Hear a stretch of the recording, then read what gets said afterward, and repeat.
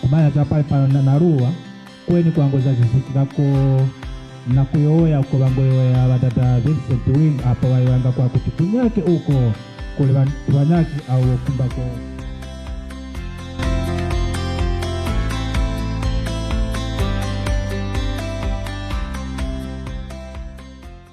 cholinga cha msonkhano uno monga tinanenera poyamba paja ndikunena kuti tipange understand mmene ntchito za mining zimayendera. Tikapanga understand tipange appreciate zimene zikuchitika komanso tithe kupanga identify zimene sizikuyenda bwino. Ndi cholinga choti tikazidziwa zimene zikuyenda bwino mapeto ake tigwirizane kuti titani. Pamapeto kwambiri tikufuna titeteze komanso kusamalira chuma chathu cha migodi. Nde patsogolopa pali anthu amene ali ndi ukadaulo osiyanasiyana, mafunso amene tingakhale nawo kapena ndemanga zimene tingakhale nazo tizikhala tikupereka nthawi yake imeneyi. Nde tikumbukire kuti tizikhala tikukambirana zonse kuyambira presentation yoyamba mpaka presentation ya kumapeto. Kupatula pa ma presentation tanenaja tikhalanso tikukhazikika pa udindo wa atolankhani kuonesesa kuti ntchito za migodi zikutipindulira komanso tikuzisamalira. Udindo wa atolankhani ndotani, udindo wa ma CSOs ndotani, udindo wa ifeyo ngati nzika ndotani. Izi ndi zina mwa zimene tikhale tikusindika nthawi ya program yathu. Pano ndifuna ndasire microphone anthu amene ali kutsogolo kuti tiadziwe kuti ndi ndani. Zikomo ene ndi Miko Kubwalo ndikuyimira ku CMG kumene magwira ngati Human Resources Manager. Ine ndi Khumbo Mbeye mlangizi pa nkhani za kasamalidwe ka zachilengedwe ku Council ya Karonga. Ndine Edgar Phiri ndine mkulu kapena chairman wa mabungwe Karonga muno. Zikomo. Kugwira ntchito Focus Foundation for Community Support Services. Ine ndi Innocent Nazombe kuchokera ku Tontofi FM Radio ndine director. Taswera bwanji tonse. Ine ndi Khumbo Nkandawire mlangizi ona za mapulani ndi chitukuko boma la Karonga. Mwatandala uli mose. Ine ndi Vincent Winga kugwira ntchito ku upo wa CCJP Karonga Diocese. Zikomo kwambiri. Monga amene tinanenera kuti amenewa ali ndi ukadaulo osiyanasiyana pa nkhani za mining. Tikufuna tiyambe ndi kupanga comment kapena kufunsa pa ma presentation amene achitika tisanayambe kuyankhulapo za chilendo. Nde panachitika presentation ya FPIC, Free Prior Informed Consent. Panachitikaso presentation ya Revenue Sharing and Development. Panachitika presentation ya Access to Information and Participation. Panachitikaso presentation ya Environment and Social Accountability. Nkuteka tindi mafunso kapena ndemanga pa ma presentation amene anachitidwa kutengera kumene tachokera komanso zimene ifeyo timaziona. Ndipange handover ku audience.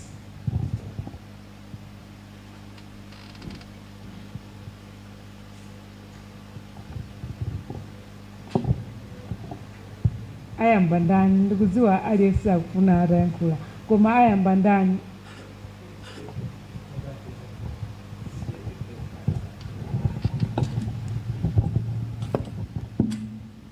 Ewa zinaranene Charles Muleremba mbande DC chairperson nipo fumburane chomene nkumba nirajepo pa presentation ya kuperekekana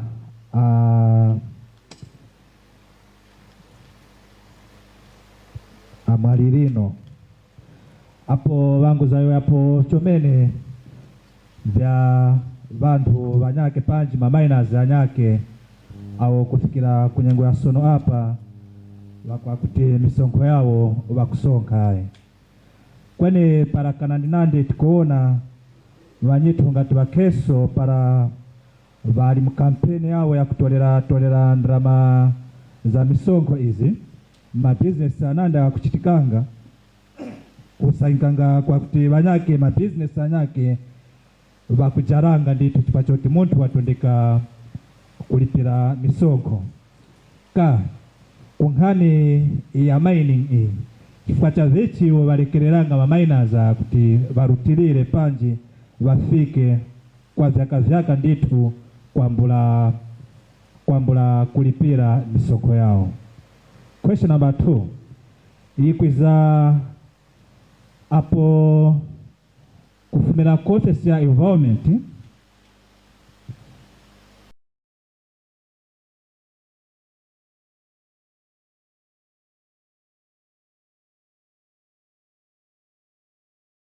kule vanyaki au kumbako coal mine kweni kwa saikanga kwa kutinga kenso kumanya cha kwa kuti kumarukura kukuchitika mulimo ngati uu so fumbo likwiza likuti ka apa pa setose sitakala muno ni njani uyo wakugona kwa panchito kwa kuti vantu vatizire mu district itu umu vakafike mpaka kufield huko vambepo kumba migodi ya koi kweni isetose apa tindamanya yao jona.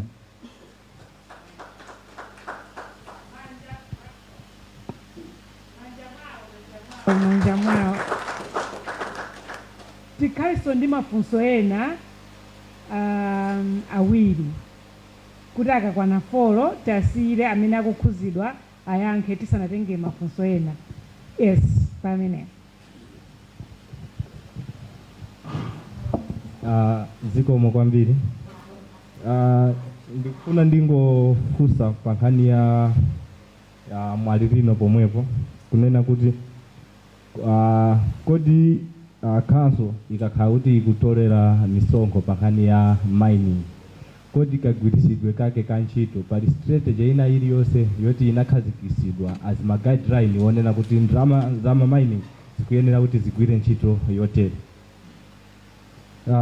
Funso lachiwiri I think ndimafuna ndivesese pankhani ya CDA community agreement kodi miners or my investor akabwera kumuzi imasainiridwa before mwina after komanso kupitirira pamenepo ngati council pamakhala nthawi ina yake yoti kaya ndi quarterly kaya yearly kuti mumawaitana ma investor aja kuti muunikire kuti kodi ndondomeko zomwe zinalembedwa mu CDA zikukwaniritsidwa kapena ayi.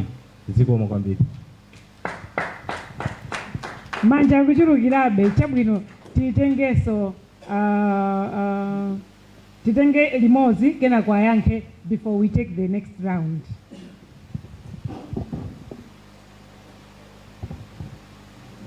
Ene ndine Clement Kita Kirupura ADC chairperson. Ene nkumbani fumbe nanjira pa dada winga vangu zayoya kuti kuturuvi kuri mining coal ka boma rumanyapo za kutiruvi kuti vanjira uri kuti wakanjireveka kwamba uchima mining hii ndio nakumbani fumbe yeo. Taonga mafumbo la kwasia specific presenters kwenye it may not be only those that made the presentations to respond. Tawanyakeso tingasazirapo if there is need kusazirapo after uyompanga that presentation wayoyapo. We'll start with the question that was directed to the accounts team. Hope Madam DPD Mwina Mukoza kulitenga because you are the Mwina with assistant the agro environment. Otherwise that is directly going to the government. Nkani ya non-compliance yama investors on revenue. Saa kupereka mango asia. Why? Pamene ena akapanda kupereka msonkho wao wapachaka mumakaikirapo chiloko chanu. Why not these minors? Tiambekae ndilimeneyo.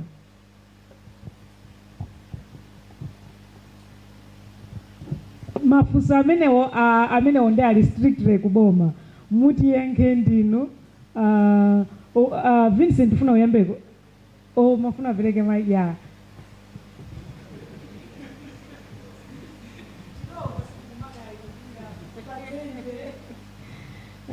Zindivuta kuyankha kwambiri. I wish ni aka finance akanakhalabo because ndamene amatsatira malamulo awo amazilondoza bwinobwino kunena kuti mabusiness amene sakupereka ndalama za business license indeed ndizoona adi kuti amatsekeredwa. Komano ku mining ku chifukwa chani mwina kuli non compliance anthu sakupereka ku council koma kupanga be operate. Nje kamwina atakuyankha. Okay, so andilandira ayankha ndi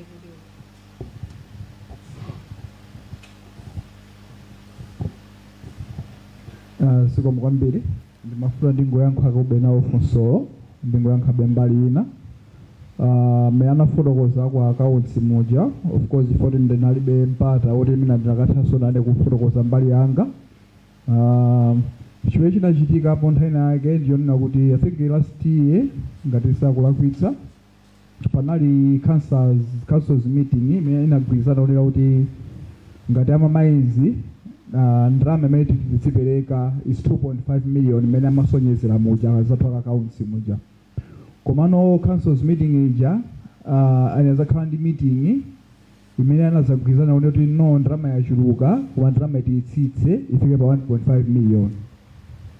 Ndiye meeting yawo ija atapanga unfortunately anthu aja sanatigaire nafe ngati ma minutes kuti atifotokozere kunena kuti ndalama imene mukunena kuti ali kulipira ndi ndekha ngati be azathu aja okhaokha amatsutsana padalibe ngati mgwirizano. Ndiye tinangouzidwa kunena kuti ndalama imene mulipira panopa ndi chani 1.5 million. That's why even pa ujeni paja pakonisoni ndi 1.5 million imene tinalipira. Komano nkhani ndiyonera kuti I think idali yako office because tinafika kuti tinayankhwana ndithu ndi anzathu aja ndithu kwa nthawi yayitali. Now tunena kuti ngati anzathu ifeyo amigodi kuti maoffice amatitsekera I think mina kuyankho pamene kokosi kungakhalebe kuona chifeyo tinoti ifeyo ngati office yathu tindi office pa Karonga pomwepa pa town komano anatitsekerapo if I'm not wrong mwina almost 2 times. Chifoti tinaitesa nalipire chani misonkho imasonyezedwa apa ija kutseka kundithu amatitsekera tatsekeredwapo almost 2 times ndanzathu aja ndithu sikoyamba chifoti machedu samene kulipira anatitsekera basi tikalipira zatitsegulira koma ndithu ngati wina aliyense amatitsekeraso ndithu pa office yathu zikomo kwambiri. Tathokoza. Funso lina likubwerabe likhuzanabe ndi ku accounts koma lina ndila general koma likupitanso ndithu kuboma. Akunena kuti council looks to be unaware of some mining activities by some mining investors in the district. Linanso makadaba kuti awasonda andani ndi amafuna adziwe kuti kodi akuti akugona pa ntchito ndani anagwiritsa ntchito chizungu chake chimenecho kuti what is happening sumatheka bwanji kuti where pamene anthu akumapangisa kuti azipeza mpata kuti azikagwira ntchito khanso isakudziwa who is sleeping on duty. Zimakhala kuti zatani kuti mpaka zikafike choncho. Nkhani yake ndionera kuti which office is responsible to track this and why are they not. Ilina likukamba za ma guidelines for utilization ya revenue yochokera ku mining. Timangozika mumpika umozi kapena timazika pazokha kuti za mining zigwira ntchito izi. Mafunso awiriwa mwina akhoza kuyankhidwira limodzi. Mafunso awiriwa ayankhidwira limodzi kwa onse akupanga target boma. Zikomo kwambiri ndi yankhanawo funso loyamba loti tikuchitika ndi chani kuti mpaka na wa mines olo miner ali ku ground osaziwa akuboma. I think specifically amapanga point out mgodi wa Tuluwi, yeah. Koma I think vuto mwina challenge nyali zinalo oleneso mene nimamva kuti Tuluwi ni madabu kuti ndeiti, but the name imene ili pa paper ndi Zaizai imene ili mu records belongs to Pex Ligoya anabwera around 2021 or 2022. They have the documents, we have the records. Koma zinalo la Tuluwi ndi natizizimusa. Ziko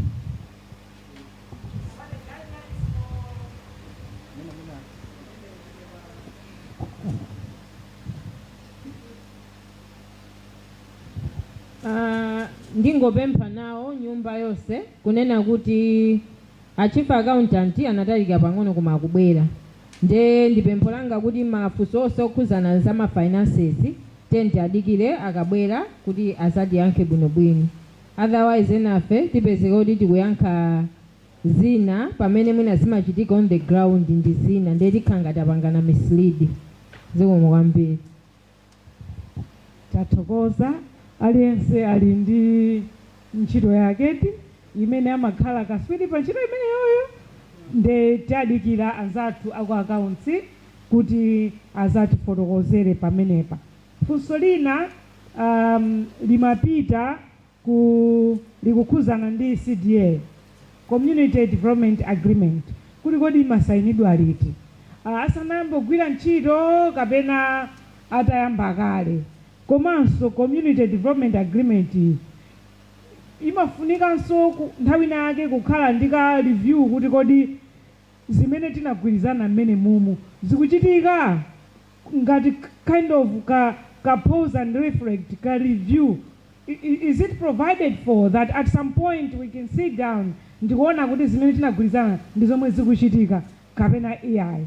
So funso lokhuza CDA ndifuna ndiasire Vincent ndi bwana Kosa Munthali. Zikomo kwambiri ndi funso labwino kwambiri ndilosavutanso kuyankha because zinalembedwa malamulo zilipo. CDA imasayinidwa asanayambe kugwira ntchito mwina ayamba kugwira ntchito. Malamulo athu section 164 C ikunena kuti any large scale mine before they start commercial production they are supposed to sign a community development agreement with a qualified community. Tikakamba za qualified community anthu achimene akukhala 20 kilometers radius ajamukumbukira bwana Kosa Munthali anafotokozapo kuti akufika kwa kopakopa kwina kukubale pafupi ndi kuwenya kunokowa kumalekeza around chakumpata uko. Imasayinidwa asanayambe commercial production. For example, CDA imene itili nayo panopa yakayerekera process ya engagement ndi anthu komanso development inayamba 2020. So from 2020 the work has been back and forth. The council Karonga District Council district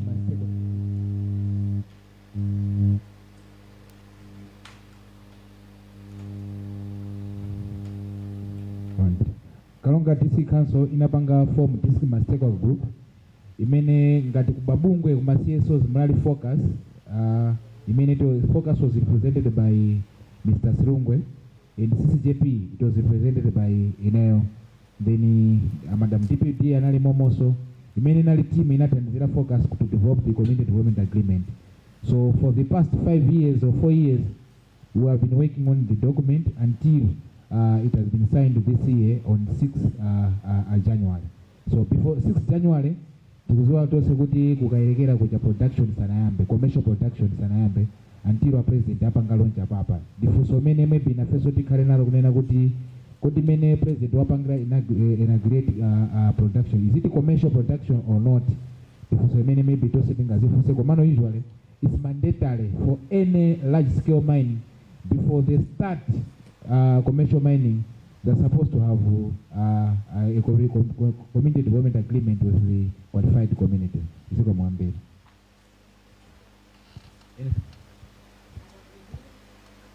Okay, in terms of the review, I mean, CDA I can share. I have it, the signed one, WhatsApp, share.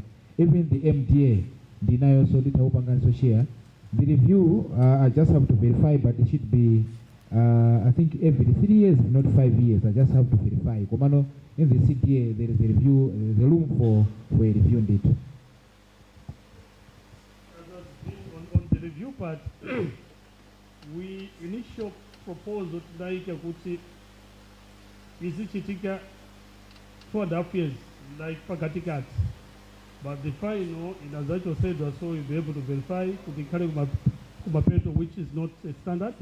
Komano Steering Committee is supposed to submit by annual activity report. Steering Committee, like when they are supposed at least to meet quarterly. But in terms of the action now, this is the CDA, line by line. That type of the review, that's what the final document talks of at the end of the 5 years, but still more Vincent Kai. It is 5 years, but we had included to say, is it Chitika mid-way, mid-term review, and that was on the principle, Zintuzima Sita. So you cannot have a CDA, Park Span Yajani Yamaini, it is not on. So it's a document that steering committee, chiefs and civil society and all of us, we can still go back and initiate to say, no, I think this statement is not helping, based on the response. But in terms of submission biannual activity reports, how they performed, they are supposed to be biannual. Command of Lotus is obligated on year to submit how they have spent the 0.45% of the annual gross. I think Vincent might also share sales revenue. What in Damas made is also the budget sheet is also Zapachaka. Thank you. Thank you very much.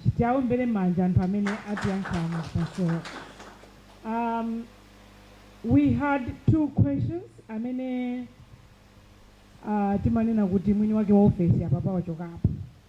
Ndiye mwini wake wa office uja watulukira. The questions were munatuonesa mafiga bwana chief accountant amene amaonetsa kuti some of the mining investors are not complying with Nkanya revenue. And the people here were saying, banji simu kumayikira chiroko amenewa, ama grocery mumakayikira chiroko. Put apart. The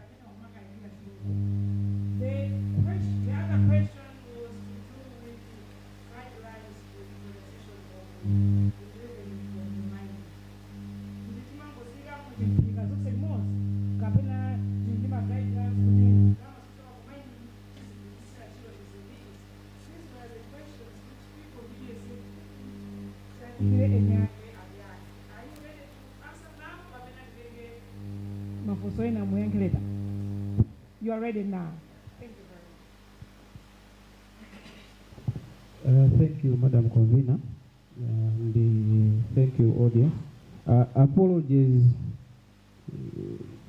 because I had sneaked. We have another training organized by UNICEF, and it's for finance officers, so I had just to dash for a moment. Thank you for the questions which I want to respond to. The first one, which is on what do we do on those who do not comply with our bylaws in terms of business premises licenses payments. Our bylaws are very clear. The updated ones which you can access through our office requires that on the first of each financial year, all business operators should be duly licensed with the council. As you have rightly observed that maybe we are harsh on some of business operators by closing. However, I should say our bylaws are not selective, and in fact our officers as well are not selective. We close without looking at who is doing what, or maybe if they have financial muscle or they don't, as long as they operate their businesses. Karonga muno tikujala. I'll cite an example. Last financial year tikajala mines ya Kapiri Mutende. We have is operating, is it in Kachira? Yeah, Kachira and the Sikwa. Mines yose aviri yakajalika. Wakazaimbira ADC. So for others who are connected, they even call my politicians, to the extent that this other time mpaka nkaimbirika phone iwe ADC wa kujala iwe mbu kujala ma businesses. So and the same applied to Kapiri Mutende. I think they were closed, so he had to call me. I just said abwana tukujala without looking at my faces. Yeah, so I can comfortably say it here that they are not spared. And for this year, Tigaza Jalia, there's another coal mine I've just forgotten. I think it's Kwa Maulambo. They have offices here. Yes, yes. It was closed. They came.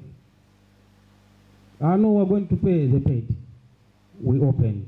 So we don't spare them. As regards the guidelines, let me be quick to confess that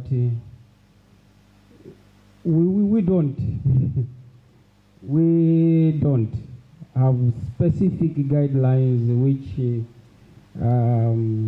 clearly stipulate that maybe from 100% then take 40%.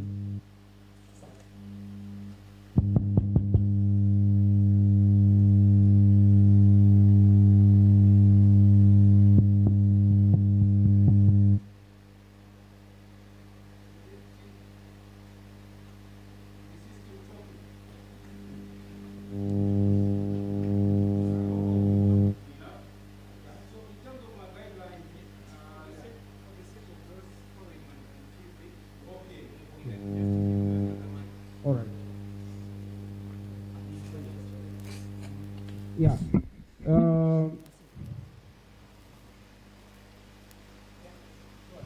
Okay. Yeah. So in terms of guidelines, we don't have guidelines which will say either use 20% or 40%. But suffice to say that all resources that we collect from business operators, be it business premises licenses or market fees, and etc. They are just put in one account, apart from one fund which we generate from the stadium. I wish we had the same guidelines. Maybe as time goes, it's high time, which is a good observation. If we have ideas that from the monies which we generate from miners, 10% should specifically maybe address this issue, then that we think that should be the way to go. The same what happens with our stadium. Initially, we were just pulling all the resources, so it was difficult maybe to plow back to maintain the facility. So what I meant, Madam Convener, we may welcome ideas, but those ideas should specify the areas. Then we have our planner who's here. She'll take the message, and maybe the next time we convene, we should be able to say that our bylaw on business premises licenses fees, we're saying 10% should go back to such an area. Thank you so much. Zikomo kwambiri tifunsanso funso limenelo nthawi ina yake kuti inu patati pakhale ma guidelines iniyo mungakonde kuti ma guidelines mukhale chani, chifukwa funsolo is insinuating kuti ifeyo tikanakonda kuti tizidziwa kuti chuma chathu chochokera ku migodi icho tiziziona kuti akhaso apanga izo from migodi. Ndi zimene zikutionetsa kuti ndi zimene funso limenelo likufuna. Ndi nthawi nake tikufunsani mupereke ma ideas yanu kuti mungakonde kuti ma guidelines mukhale chani. Panali manja enanso okay, tisanatenge manja ena pali comment kuchokera kwa panelists. Ziko mwambiri, what I wanted to comment is that as a council, anapanga present za ground revenue imene as a council imatolera komano ku migodi kuli misonkho yambiri imene boma directly limatolera. So maybe funso linayang'ana kwambiri pamaso pa imene council ikutolera, komano ngati boma imatoleranso timati license fee, kuti apereke license munthu ayenera alipire. Boma limatoleranso ma taxes kuchoka kwa migodi, boma limatoleranso ma royalties kuchoka kwa migodi. So pali mafii angapo amene boma directly limatolera the central government kwa ilo council doti iliso ili ndijani the ground revenue yoka. So maybe tikamazifunsa tikamapanga reflect, we should also reflect kuti migodi yonse jatili nayo ija ngati poyamba timanena kuti our GDP ku mining upanga contribute 1%. Ndrama zimenezi zikumakhala bwanji, ndrama zingati zimene zimatolera as a central government to contributing to the GDP, ngati mene tikunena kuti we are trying to shift kuti tidalire nkhani za mining kuti zipanga contribute ku GDP imene tikudandaula nayo nthawi yonse. Ziko mwambiri.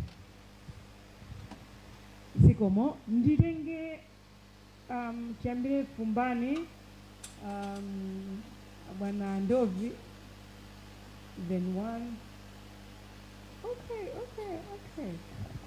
Let's start from Fumbani. Thank you very much. Good afternoon. Yeah, it's Fumbanani Mwale, Evangelical Association of Malawi. First of all, ningofuna ndithokoze ifanyama presenters athu. Of course, I missed most of the presentation, but I know kuti munabwera ndi katundu abwino ndithu, and you have shared that. Thank you very much. Toyamba so tithokoze Vincent Winga wayankhula zimene zimayenda mutu mwanga kumatotoko. Tikukamba zonena kuti iyayi tizipindula nawo migodi. Pamene ndikamamva ma conversation tikumaganiza kwambiri za pa council level. We are not thinking at the country level. Pamene tikaona when it comes in drama zimene zikubwera kuchoka ku migodi, zambiri zimapita ku central government. Council kuja kumapita kusochepa. Akukamba 1.2 million ni ndalama yochepa kwambiri. So tikamaganiza tiziganizira no drama zonse in general. central government kuja kuti akulandira ndalama zingati, ngati central government ikumapanga kutsitsa ndalama zingati kuzafika kuma areas kumene kuli migodi, not only looking at the council, because the council ikupeza tindalama tochepa kwambiri. Choyamba ndimafuna ndingoonako, of course I missed most of the presentation, but on revenue sharing and development, I would like to suggest kunena kuti my mining company be listed on the Malawi Stock Exchange. We have here we have Lotus. In Lilongwe we have Sovereign Metals.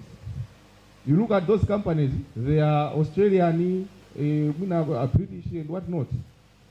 If you go there, you find those companies, they are on the stock exchange. In New York, you find the Sovereign Metals there, and it's doing good, while it's operating here in Malawi. So what if those companies, they also enlist on the stock exchange, so that Malawians can buy shares and own part of these companies? I think that way we will be able, putting a former citizen, I can own part of the mine if they list on the stock exchange. They will know this banga drama. Company chega mapanga drama, ikamagula, ineso this is what as a Malawian, ndukutaniso, ndukulemenaso. See? So I think Banakosa, I know Makala Mevando Igulu, you can take it up there. But as we are developing my policies there now, my guidelines as we are reviewing, how about we take that as one of the things that it cause of banga so golomonomo. And the Mafuna song can you access to information. It's a very important thing, because all the things made Madandaula is because we do not have access to information. And as a Fusa Zokuzanandi Tululi, I think I'm at it, Tululi, you are the one who has it. Where is Tulu? Is it what? Kribulo? Chisi? Yo, so we have the ADC chair asking about Tului mine. This is the Munhamina Manganila Zajitukuko, Mu Kiribula ATC. But he is not aware of the official name of the mine, Imenili Mujani. So where is the community participation there? Access to information and community participation. We still have those gaps. Our Chulazina Lina, the officer has mentioned the different name. It's the first time. Okay? So, so you see, I'm playing around with the names. Mugabira ukoti mugabanga suit ului akoti kabuzanudi, this one doesn't exist. You see? So you have lost the battle before it has even started. Issue of access to information.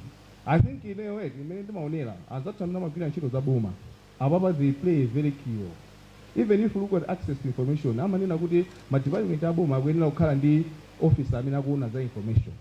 If someone is looking for that information, they should be able to go to that officer specifically and ask for that information. But we have those things here at the council level. If someone is looking for information in mining, I'll be good. Because we have our health, our environment, we have our health and whatnot, but we have that office. In the mining authority, it's non-existent here in the Karonga district, or maybe I started to be collected. But as far as I know, they are situated there. And Amangobela Munazabanga presented to council, and then they started to operate. So I think Abobo Wankanya access to information, maybe we should be looking at those things. We say we have these Malamulo, but is information accessible to the ordinary citizen?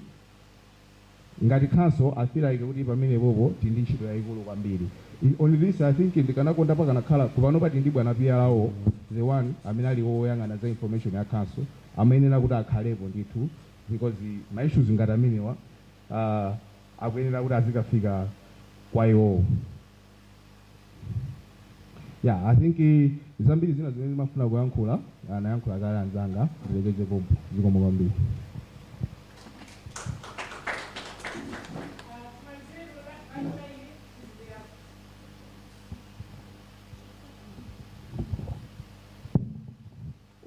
Yeo chomene ine ni fumbo vivi hai kweni nakumba ningwerifike waka pankhani ya maini ya kukwitu kunu kukalonga zirane ndine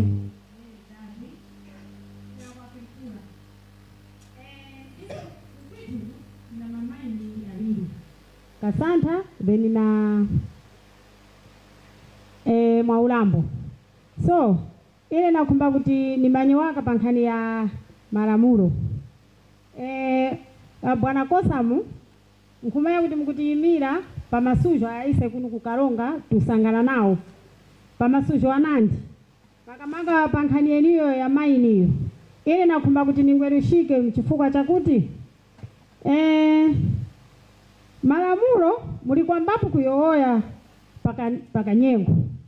Malamulo para banyitu ba mining aba bakwiza ikwenda kuti vyambirenge ku area kweni kuko ni ku ground bantu ba ku ground bala batorenge po gawu kuti para bala bakwiza bala nawo baye kuti bali aware kweni nkumanya cha ichi chikuchitika kuti ka nchivichi ichi kuchitika panthazi hapo usanga kutoka ise mukaya mula tikuzakaona kuti ntchito yambako huko ntchito yambako igwirika kenaka apa chokuwaka usanga kuti ababayimisa so ise tanthu wa mukaya icho chitika tuchimanya yayi and so bala bamaini bala nga kwa ise bina Karonga ichi nchikaya chitu ka bantu aba bakwiza uli mchikaya mura kuti bambe kugwira ntchito mwabanyitu kunthazi uko imo mukutiyimira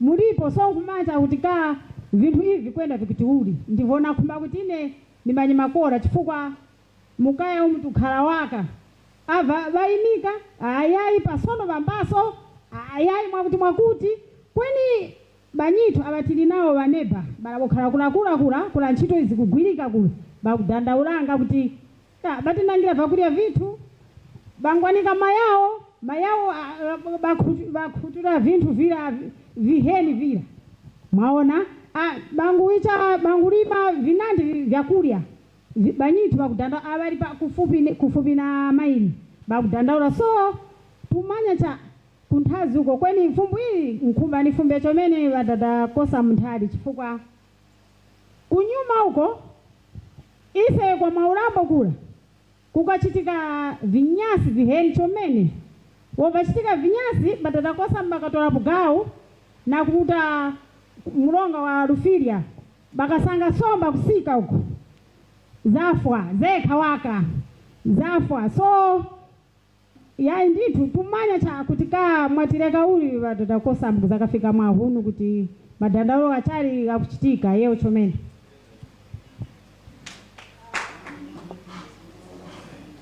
I didn't get the question correctly. Ndeli mene lolo ndipempe kuti aliyankiretu because I will not be able to rephrase it.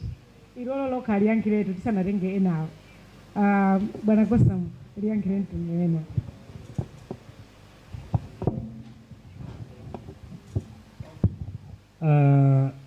Mama Japi nalipulika chomene fumbo lako more especially investor all the way from Capitol Hill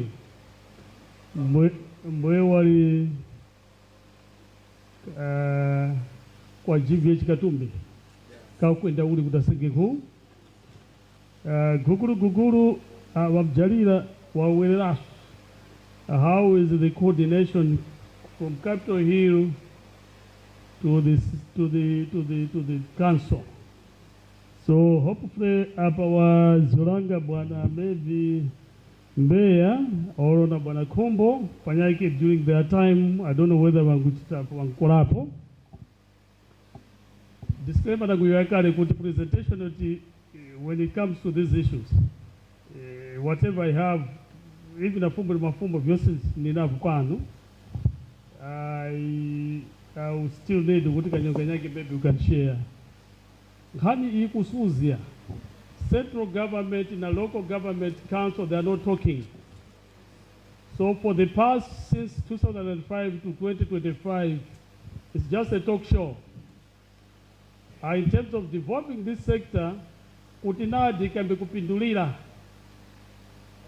wakupanga ni seriousness ikusuzia na mfumbanga na zombe. I missed presentation ya bwana Malirino kuti nanguruwa kuti council ikitolako ground level Then I was like, council kutolako da and revenue. So Nazombe shared, and I think really I recall. There is a disjoint.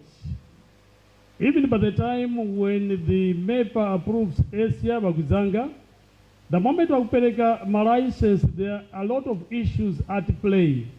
Because this large-scale investor, yikuyembekezera kuti yichite recruit vantu valinga. Issues pressure to do with nyumba, maji, electricity, our market infrastructure. Central government is supposed to share in advance with the local for planning purposes. But this is not happening. So in terms of large-scale investor, nkhani zawo zonse vakumalira ku Capitol Hill. How they do there, tukumanya vivi socha. Para wakafuma kula mbwe they just fly paga pa ground. When kuizanga zina zazi zai plus nothing. Tulubi.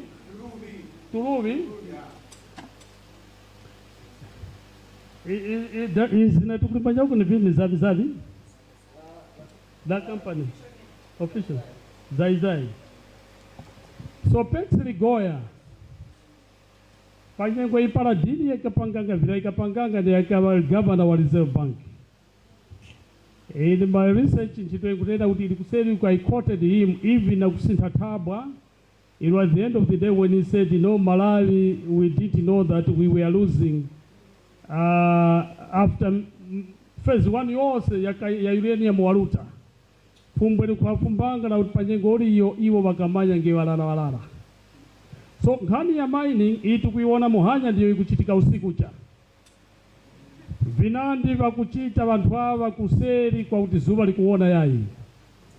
So the moment they move from capital, that's why my local councils up to now, Adadambeya is an environmentalist. But where we've been calling to decentralize, Pakana Muhanya is just a talk show. Kukanso vatipeleka waka nkhongono zoti abwana mwalirino vachimbirenge waka kuti yonani uyo omatingerwa ogumlichuru. What Fumbanana and what Vincent said, Twitter, I don't even have to add. What they have transferred to council, what is the sand collection? Why don't go to wars up Palimpika Nimpang? Varuku Jalanat Maki to Atuakuti, they don't want to move, but we've been calling about reforms in this sector. Serious reforms. Ukukosa Vakutipurika didn't know there's a TV on live, somebody called. But I think we want to use the same platform.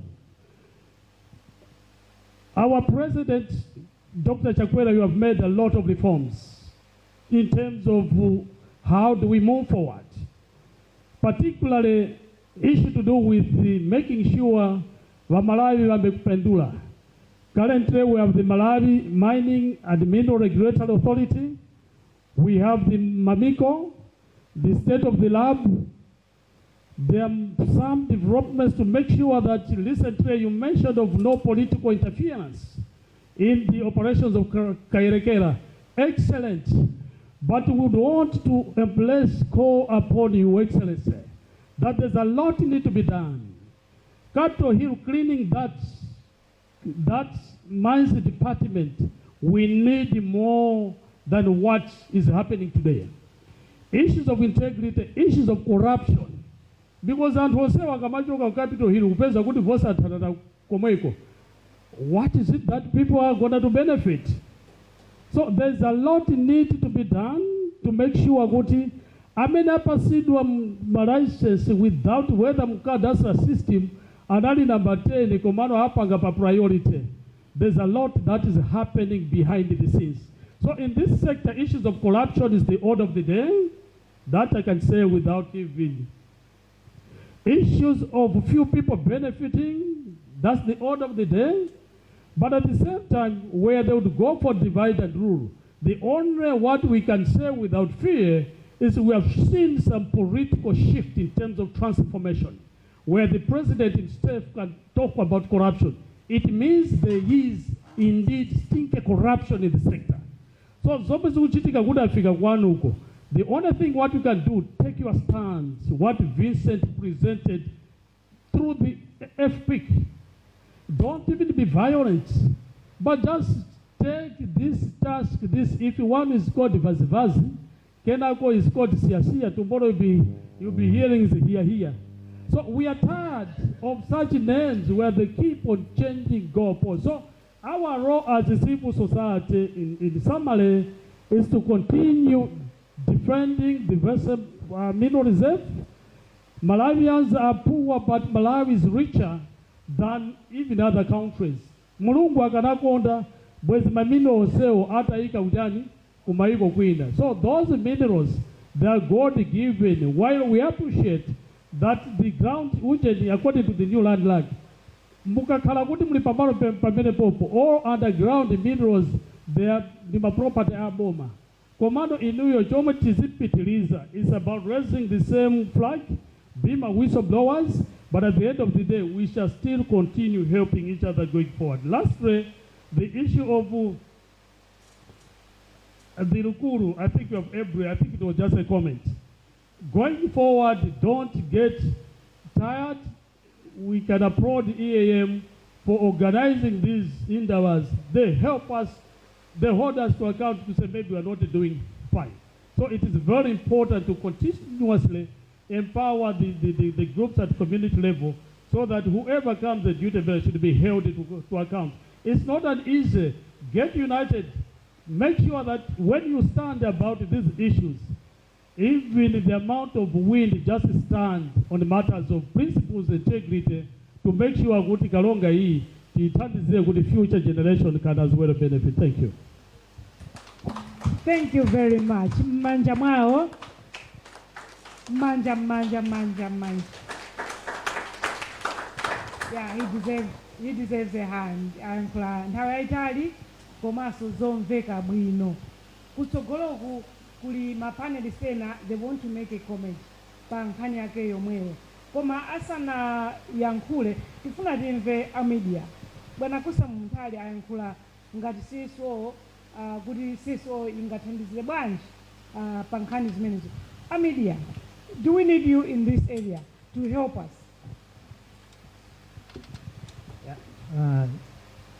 Media ndiofunikira kwambiri pa nkhani zonse tukambazi. So mukayang'anisisa kuyambira pamene tayamba kukambirana paja, we are noting that we have a communication problem. Kuti there are people who have information komando sakuchani sakuchita share. Naso akuifuna information koma sakuilandira. Ndiye tikabwera mawu a communication kumene anachokera ku Latin kuli amati communis. So communis is to make one. Tonsefe at the end of the day tikufuna kuti tikhale amodzi, tiyendere limodzi, tipitire limodzi. Komanso communication yomweyo tikaitengera kuliuli nalo tikomunikare ikutanthauzaso kuti to share kapena to make common. So information yonse tukamba papai tikunena choncho chifukwa choti mwina sili common, so we are not able to share. Chifukwa chake amene ankapanga constitution ya Malawi pokhazikitsa mfundo zoyendesera dziko kapena principles of national policy anayikamo section 13 ndipo subsection O imene imanena kuti public trust and governance. So pa mfundo imeneyi anayikapo kuti anthu akhale transparent komanso akhale accountable. Akatero pakhala public trust ma institutions ajani oyendesa boma. Choncho tikaonesesa tikuona kuti nkhani yayikulu ili pa kugawana mauthenga. Kodi mauthenga awa amagawidwa bwanji? Nchifukwa ino ifeyo media tikutani tikubwerapo. Media kapena medium ili ngati khala pakati, intermediary ya pakati pa anthu amene ali ndi information ndi anthu amene alibe, koma information jakuitani akuifuna. Nchifukwa ifeyo media timatani timabwerapo. Ndiye kunkhani ya migodi tikayang'anisisa bwinobwino pali ngati battleground.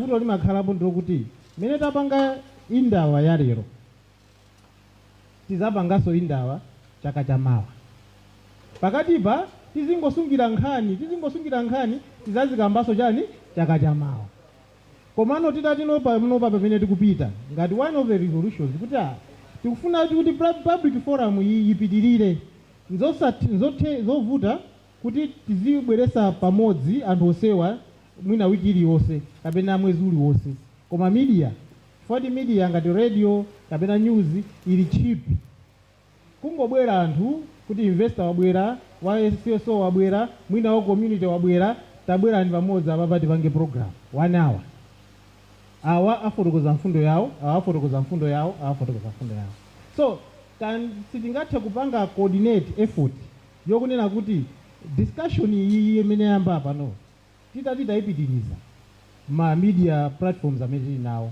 ku Karonga kuna nakamba zama community radio kuli Tuntufe radio kuli radio dinosaur kuli ama newspaper amene ali ndi nthumwi zawo konkuno kuli ama wireless ena.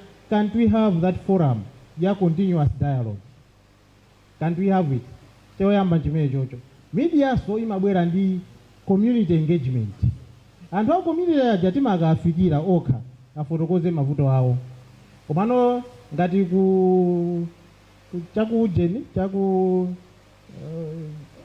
kwa Mwaulambo kunali project pompano ya CCJP tinali ndi wireless ndi program wireless liula amayi ku migodi lizo la wamama ku migodi so timapita ukajambula kuti amayi akukhuzidwa bwanji ndi migodi ndikumabweresa pa wireless tikatolera mfundo ija timapita kukafusa ma duty bearers kuti nawo satani ayankhepo soncho titatenga a community voice yawo ndi abomaso voice yawo ndikubweresa pa wireless so in that way panali community engagement komanso kumbali inano ndi media can now play role yophunzitsa education pa education ipa ndiye kuti tiphunzitse anthu za mmene ntchito za migodi zimayendera komano pamenepo pamene timasowano ma expert aja afotokoze mfundo zija tipereka space pa wireless afotokoze mfundo zija kuti kodi mgodi kamabwera umabwera bwanji umayenda bwanji so titakhala kuti tikukamba nkhani za migodizi kuti umabwera bwanji zimayenda bwanji wiki iliyonse kapena tsiku lililonse nkhani imene ilo anjani mitu mwa anthu andaziziwa kuti mgodi umene wabweramo funso lomwe tikuyenera kufunsa ndilakuti tioneseni license yanu tioneseni CDA yanu tioneseni chani then aliyense even mwana pata ana amamvera wireless even mwana aziziwa kuti mgodi kamabwera chimachitika njani education komanso ndiye kuti so timabwera poso ngati media pa nkhani ya accountability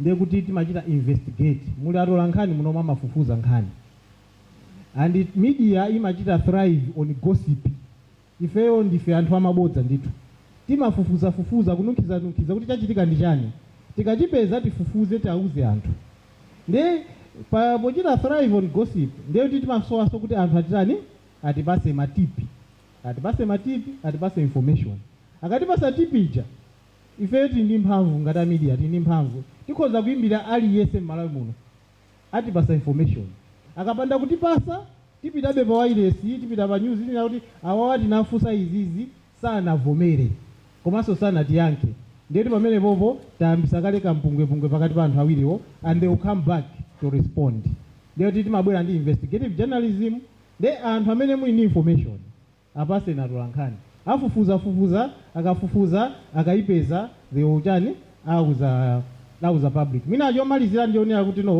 kuti no ma benefits aja kuti anthu ma revenue correction imene uchidwa corrected anthu sakuyenera kudziwa so information imene ijaiso ndiyo tikabwera ifeyo ngati media tikhoza kuyifalisa kuti ipite patsogolo zikomo kwambiri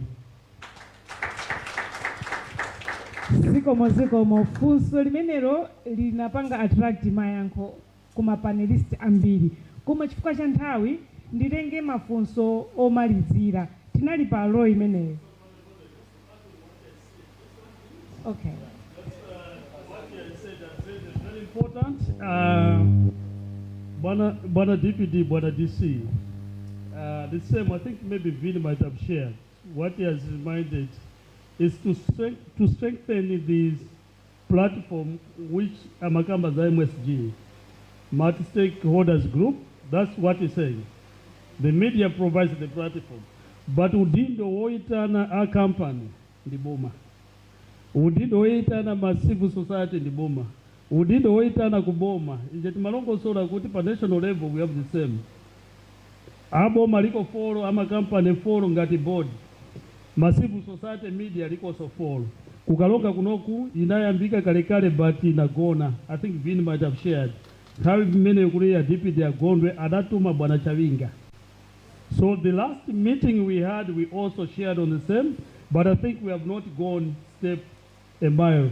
What is being proposed again now is just a reminder through our office to take this as a challenge. We touch base at the platform that Tuntufie is extending. Anganya, we can even keep on clapping hands because that is not a small thing. I mean, we want really to salute you, sir. Lastly, the issue of who's supposed to check. Pakali panopa la mlora panopa la pag establish mining and mineral regulatory authority, MMRA, to regulate the sector. So awawa asakale kulirongwe bwana Mbeya, we really need them to start regulating because by law, this is very clear they are supposed to do that. Yesterday, we were meeting Secretary General political parties in Ponera, like this time. It was the same issue when they did their presentation. They are doing the sensitization that we are here, MMRA. We said, no, people does not need you. Kuti muzika nena, kuti fetilipo. Chito yanu is to review and regulate. Atamena anatenga license muchinyengo mkuwaona. Why spending allowances from Capitol Hill to Bwela Karonga kuti fetilipo? Tukuziwa kuti mlipo. So all what we are saying, MMRA, kama muliko, tagwila ni chito, to regulate the sector. Lastly, issue ya Malawians to move. You talk, you need to benefit. What is on the ground, according to the law, is the Mamiko. For Malawi to move forward is to have our own state-owned company. Akunja wawa zero wena mjani. So the Mamiko, that's the way to go. In terms of establishing kuti company zinas, zizata nditu kunjoya kome zukutizuza papa through such a regulated company like Mami. Thank you, Madam Moderator. I wish we had the whole day for this. Ndizabwino, right? Koma, my apologies. Tingomaliziratu mafunso. I beg you to keep your comments. Mupangile limosi ndi mafunso omalizira. We were on that. Yeah. I'm here. One, and then after you, 3, 4. There's somebody here. 5. I'm taking 5 last comments or questions. Yeah, I'm Fasani Mugakama from the environment. Yeah, my question is, the audience itself, we are talking about mining. So we have talked the issue of the workers and the miners themselves.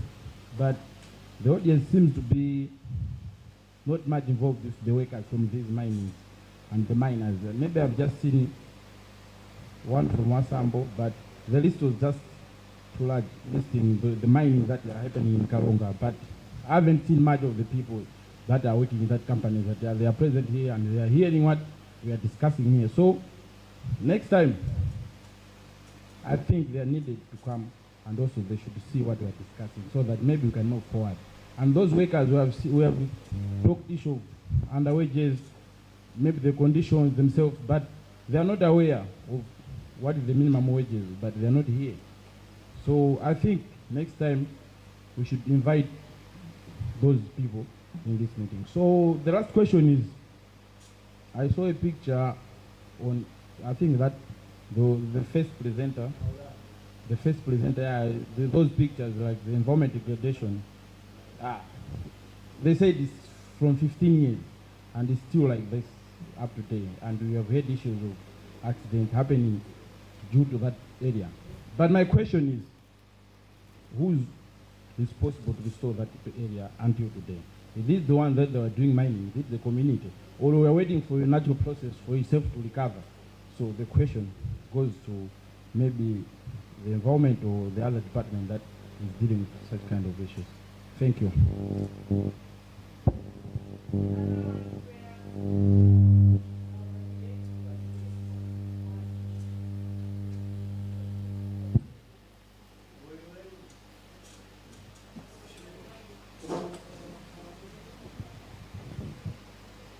Yeah. Fumbo lane likwiza pa environmental na social accountability pa nkhani ya migodi omutayoyera sujo ili lilipo kumgodi wa coal uli kwa Kilupula huko. Ichi kuchitika nchakuti mgodi uli kuchanya then kumusi bantu wakulima maji ya kuzuranga chomeni panyengo yafika para vula ikuwa ichi sono chikusangika nchakuti mipunga iti kulima. I think bangu yoyapo ba mama abo banyajapi kweni yangu wa mulonga ya chitanga affect chomene bantu vibicha yangu ya wakamulonga basanga somba zafwa kula sono chikaba chichoko kweni panyengo ya sono mungani gomeja. I think by environment mulikwenera kuchita research makola kuli sujo la mpunga para mungiza kafika nyengo mpunga ukuonekera. I think chifukwa cha makala kwali ya kubauli tina sujo likulu chomene na kukolola chaka ichi vyakulya vyangu suja chomene kamba kasujo ili sono tikumanya cha kutika tingavuli kauli ye uchomene.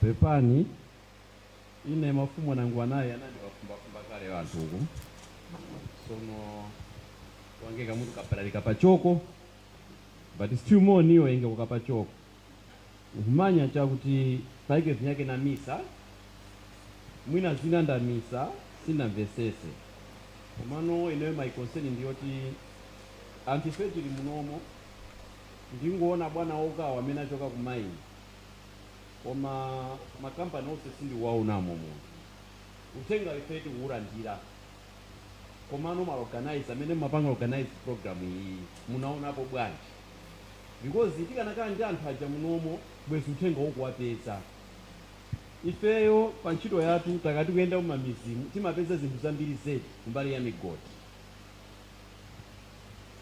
nde ineni kana kondwa kwambiri kuti anthu ajawa akanakhala munomo sindiuziwa mwina programu iyi kapena mwina lilipo siku lina limene anthu omwe ayitane mwina sindikuziwa komano ine konseni yanga ndi imene yoni zikomo kwambiri.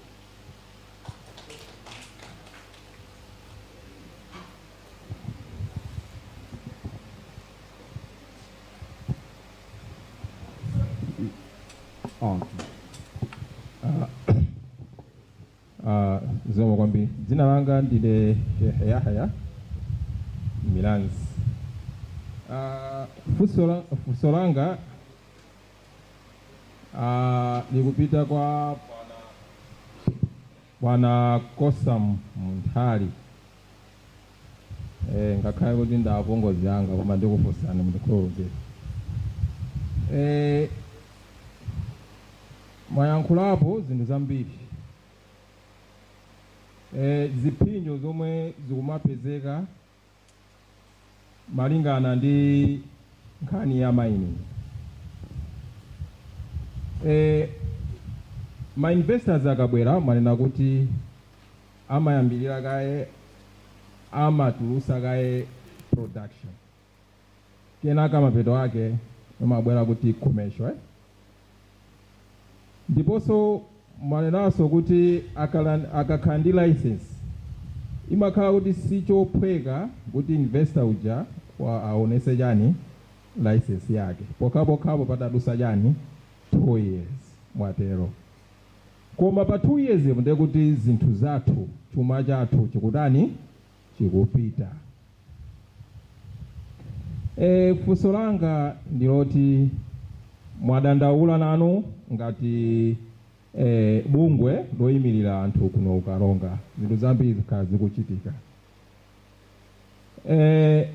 Ndimafuna kuti ndidziwe kuti panopa mekanizimu yanji yomwe mwabweresa kuti zinthu zoterezi zisachitike so kaza 2 years iyo chifukwa tinaona olo even pa MOU makailekera atabwera paradini pali zinthu zambiri zomwe anagulizana ndi boma nimange airport nimange chipatala koma zonsezi sizinachitike.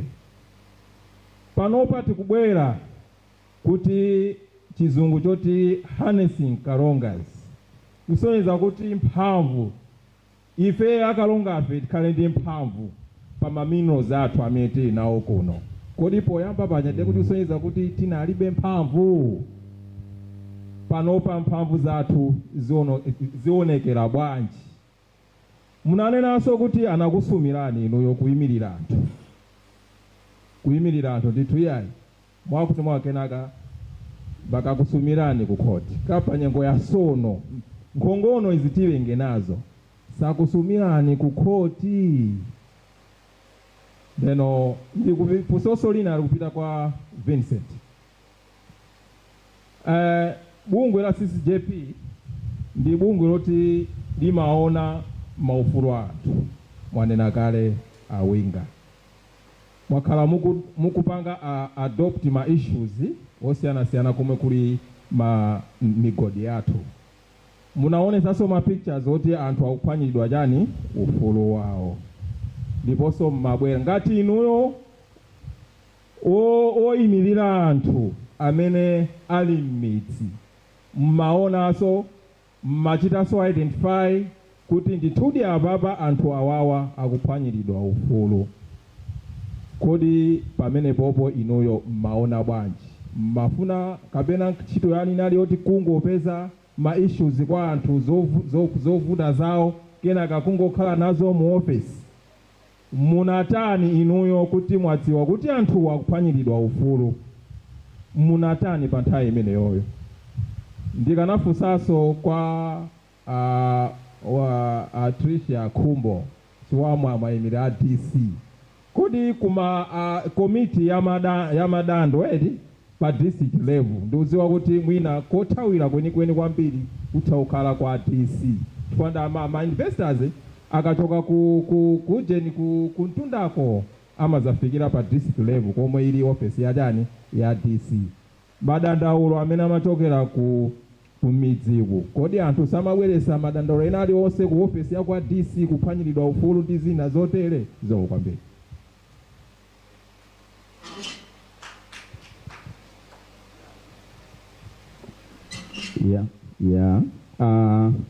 Zina anga ndine makrini nyirenda mafuso ambiri amene mafuna kufusa ndoti ashe yanga ndifusira komano ndingopitiriza kunena kuti monga amene amafotokozera kosa mumtali kunena zoti pali gapo pakati pa central government komanso ma councils. Mwina fuso yanga ndifuse kuti pali maplani otani so that mwina gapu limene lichepe tiziti mwina wina wake kuntunda kwa kupanga mwadala kusafuna kuchepesa gapu limene kuti pakhale kuyankhulana mwadala. China sonchoti lamulo la 1981 Mineral and Mining Act kufika pa lamulo limene lilipo panopa la 2023 nduzapeza kuti mkati muli tiziduswa kapena nene kuti muli timabo timeneto they just created mwadala.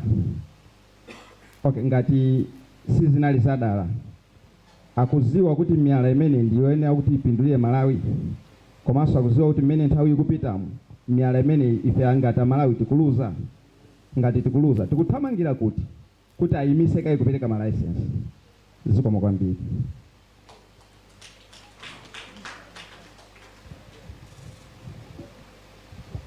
And the last one.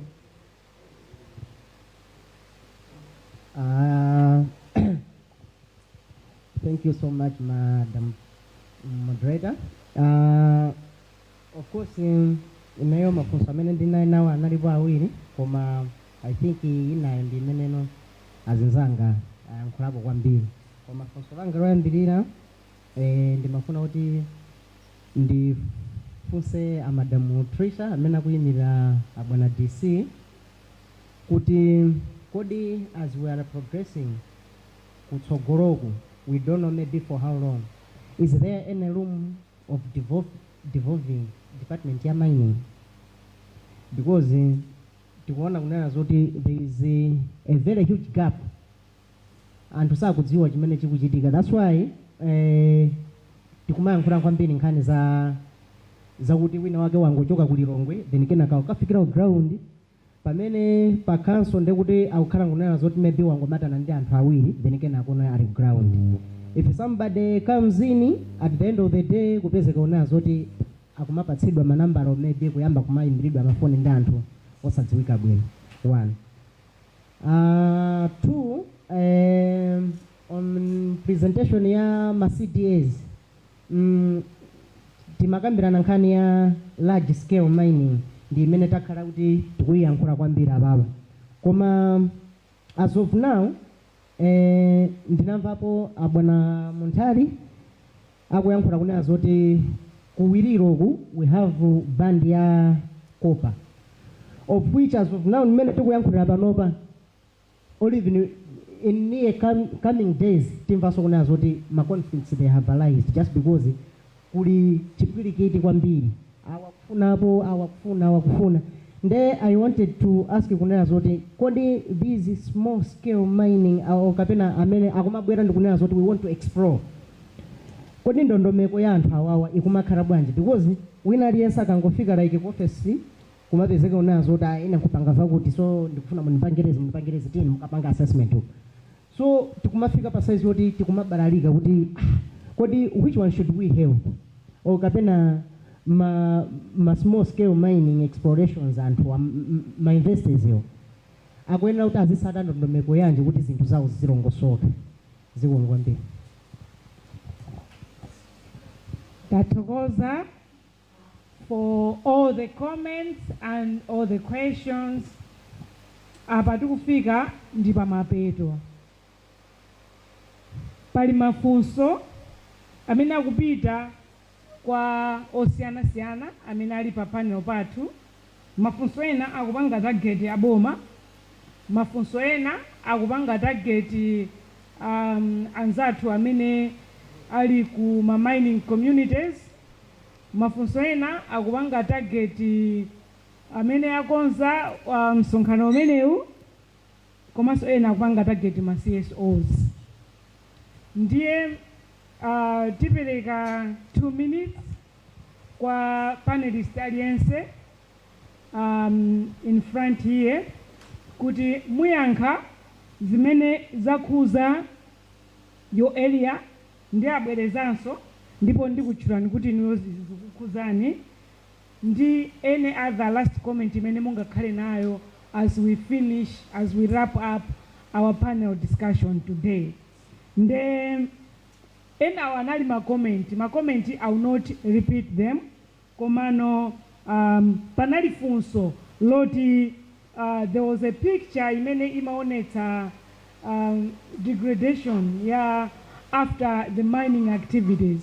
Who is responsible for the restoration of that degraded land?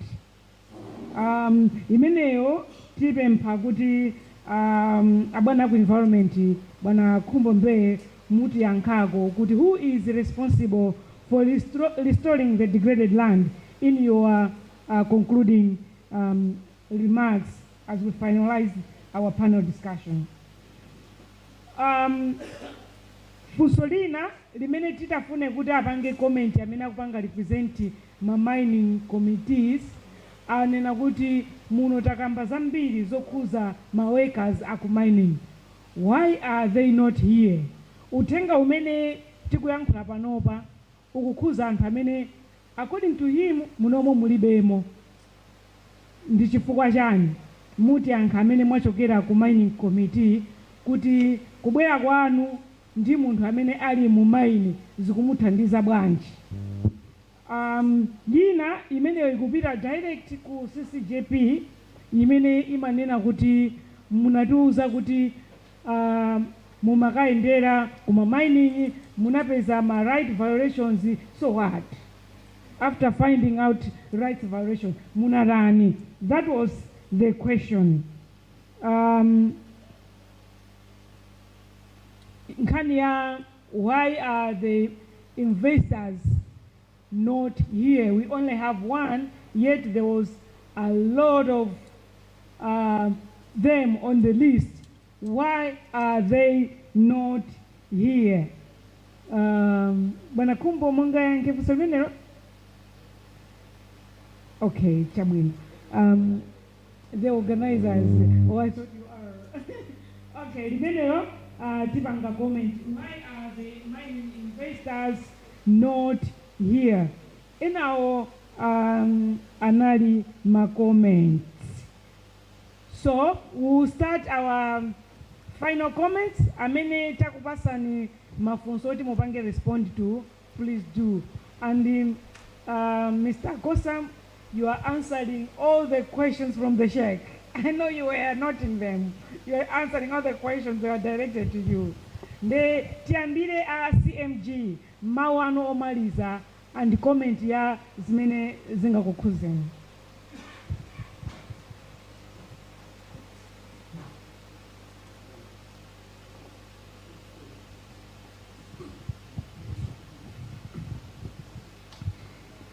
Ine maongomaliza choyambirira ndithokoze kwambiri chifukwa choti cha panel imeneyi.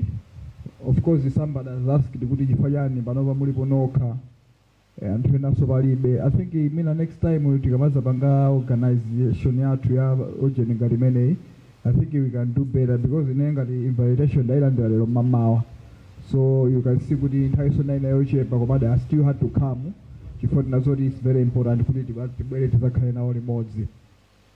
Ngati CMG fe we are very open kuti zinthu zathu timafuna kuti tikamagwira ntchito tizipanga limodzi ndi anthu ngati mu community mwathu ndi mwa senior GPH Katumbi ndipo timagwirako ntchito.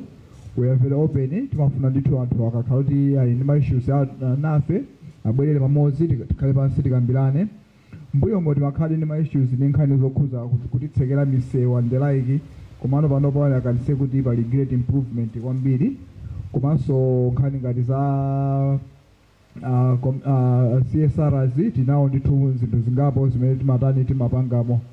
Tikakhanaiza ndi mavuto ena timatha kumana ndi anzathu ngati CCJP wa timatha kumana nawo bekukambirana amathabe kuti pasa ma advice osiyana. Koma all in all ndingothokoza kwambiri chifukwa choti meeting inali yabwino. Meeting ndi yabwino, funa the next time tizakhalepo dinonse mamaini tonse tizakhalepo.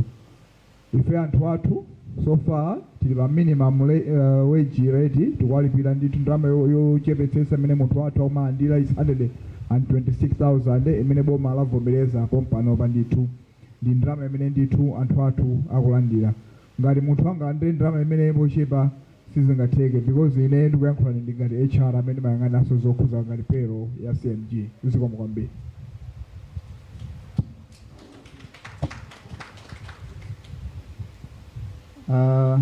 Zikomo kwambiri. Ndiyamba ndi giving feedback pa ma issues amene aperekedwa, and then I also have a comment kumapeto. I think pali ma issue awiri yaku Mwaulambo,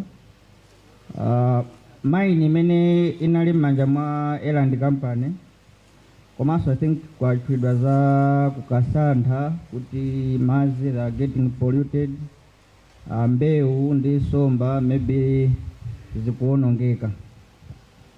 Yeah, Mwaulambo, as we are saying, kuti the mine which was disbandoned or inasidwa more than 10 years ago, and the panopa company ya Erandi, we cannot track it. It's like kuti ndi nyumba yomwe mwabwera wakubayo wapita. So what do? Can we track wakuba? If it is possible, if you can track wakubayo, then we can tikuzoka mutenga, bring him to us. Koma anapita watisira mavuto. It's up to us. I mean, we are here. We find means kuti kumene kuja tipanga rehabilitate motani. And maybe that's why malamulo apanopa amanena kuti pakakhala mining ngati mene lili ya open cast, let's make sure kuti akamakumba site kumapita site ina, pamene wachoka apa asanapite pa site ina, let's make sure kuti koyambilirako wakwititatu. So it's the responsibility yatose kuti when awawa akamagwira ntchito zawo, let's make sure kumene athana nako it is rehabilitated, because akapita is hard kuti tikamusake azapange zomwe walakwitsa, because malamulo amanena kuti the polluter has to pay. Amene waipisa zinthu ndi amene atani akonze. Issue ya kuonongeka kwa madzi kukasantha ndi mbewu, ma challenges awo we know them. Takhala tikuyenderako, takhala tikulemba maripoti, tayimisapo mimodzi ma coal mine, but it seems the miners ndi amene sakusintha. I remember tinazayimisapo coal mine, they only just managed kulipira fine koma the mess sanaikonze. And ma challenges ena amene tikukumana nawo tikamapanga monitor ma issues awawa, pali zinthu zambiri. One, just right away mukamapita kuti mwapanga monitor, mwampasa warning, sakusintha, mwapita kukaseka mine. First thing you get started ndi anthu ogwira ntchito.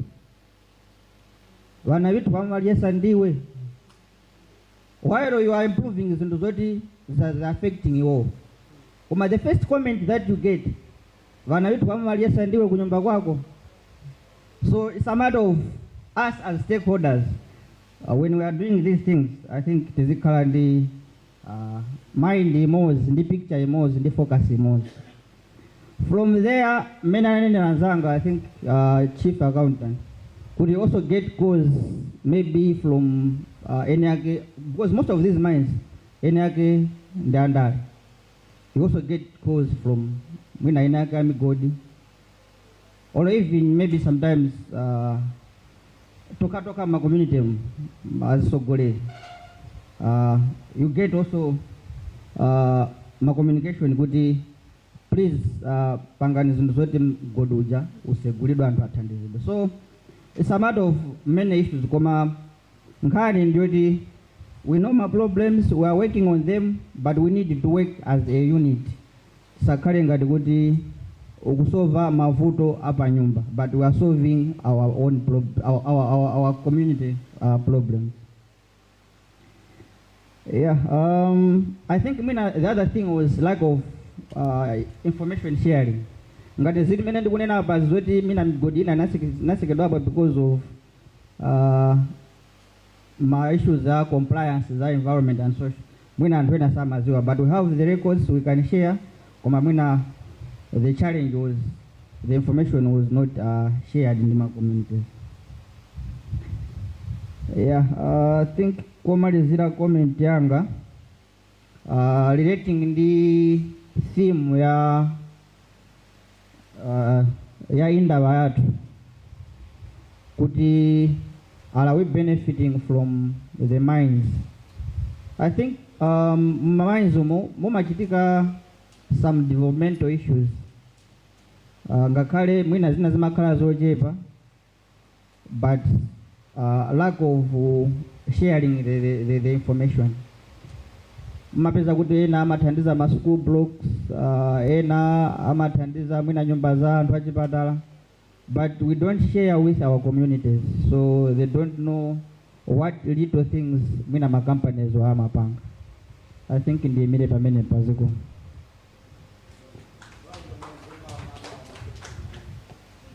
Iyo chomene nayo yakale zinalandi ni Esther Nyirenda kuimirira abamama pankhani ya migodi nafumira kwati ye wasambo.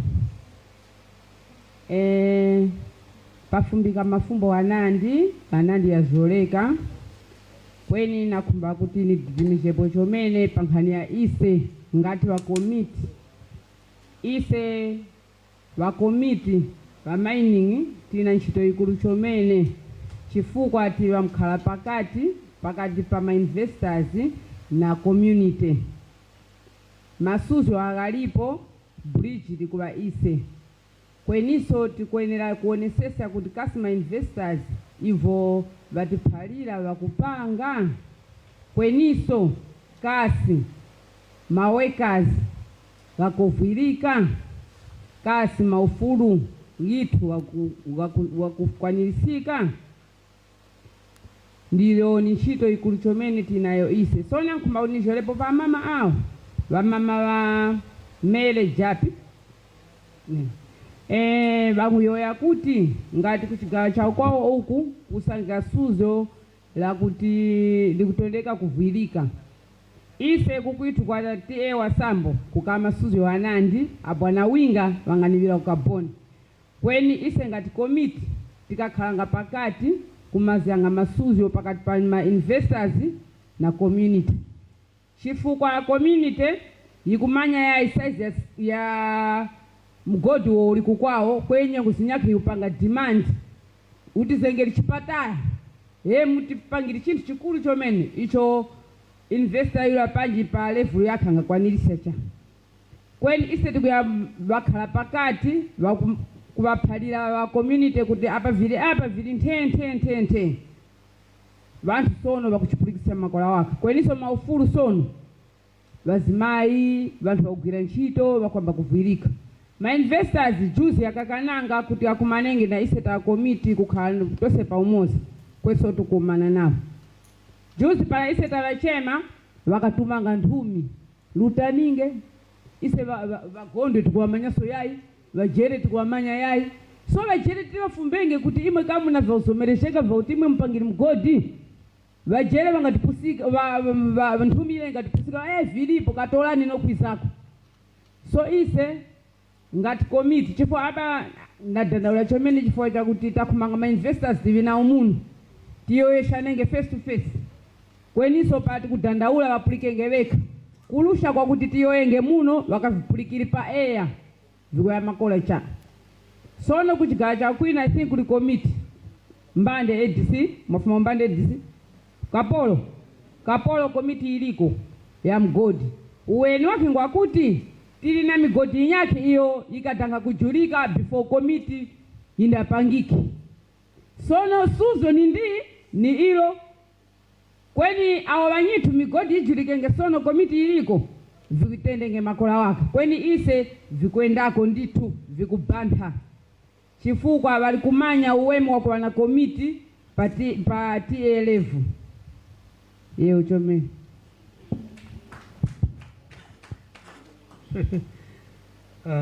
Thank you.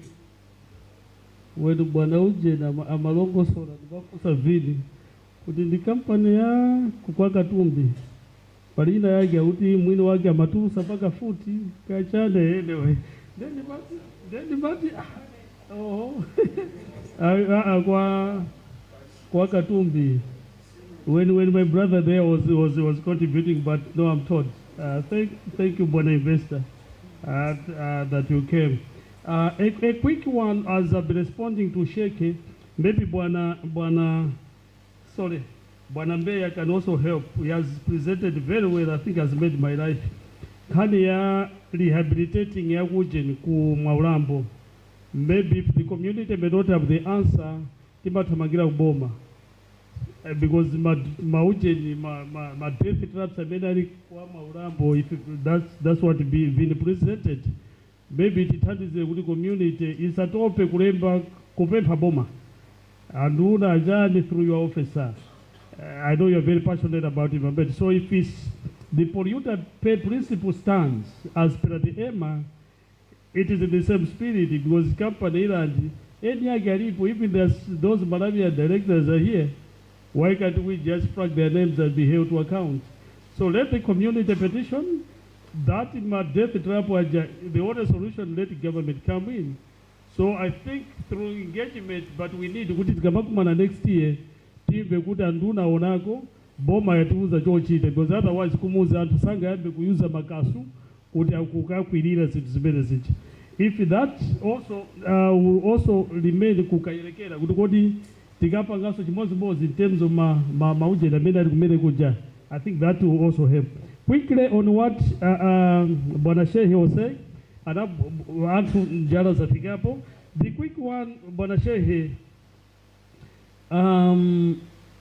devolving, I think hiyo ndio ya Bwana Deputy, I cannot answer that one. Komanda, I think anafusa nkhani ya production versus commercial. Kukayerekera kodi zomwe tikumvazi tive chiticho kukayerekera what is as of today autayamba production sanayambe commercial production funso lomwe tili nalo tonsefe commercial ayamba liti. So if this Indaba through you madam at DC ititengereko funso limene kukayerekera so that anthu awawa tiziwe kuti kodi pamene tiyambire kuona kuti CDA yathu igwira ntchito ndilitiro, because apapa ngotisiya malere ndiye tibwerera kuma sample collection kuja. So we would really want to, I think it's only the DC, then we can follow up, then maybe we can find other means to engage. But production is not in the Act. What is in the Act, Section 164, subsection 5, commencements ya commercial. They could quote it, and then I would effective production. Commercial sanada, still upanga business. That's a bit tricky. President Angasegure go to what production, not commercial. The president has always been saying atwapindule. So hii ndingani yoti ilembedwe let us use tundua Malawi vina Karonga cheni kuti ayamba kutani for now. Issue ya section ija manena kuti mechanism yanji ija ndilamulo la Mines and Minerals Act section 41 yomwe ili ndi section ya confidentiality, secrecy, report, data and information anthu asaziwe ku Malawi paka company yalule 2 years. So ni chinthu chotili malamulo ndi anzathu amene anapita ku parliament tidayesa ukamba nawo pa 12 December 2019 pamene makwana quarter to 12 masana wipanga pass. They didn't even bother to do these amendments. But after we spend our energy, how do we move forward? My MP panopa kupanga campaign, we can make a difference. Through my debate kupanga court and MP komwe apita, is he aware about this prohibitive clause? Gata kunena kuti information yake ndiya ya exploration kuti yo sitting apange review, apange clarify.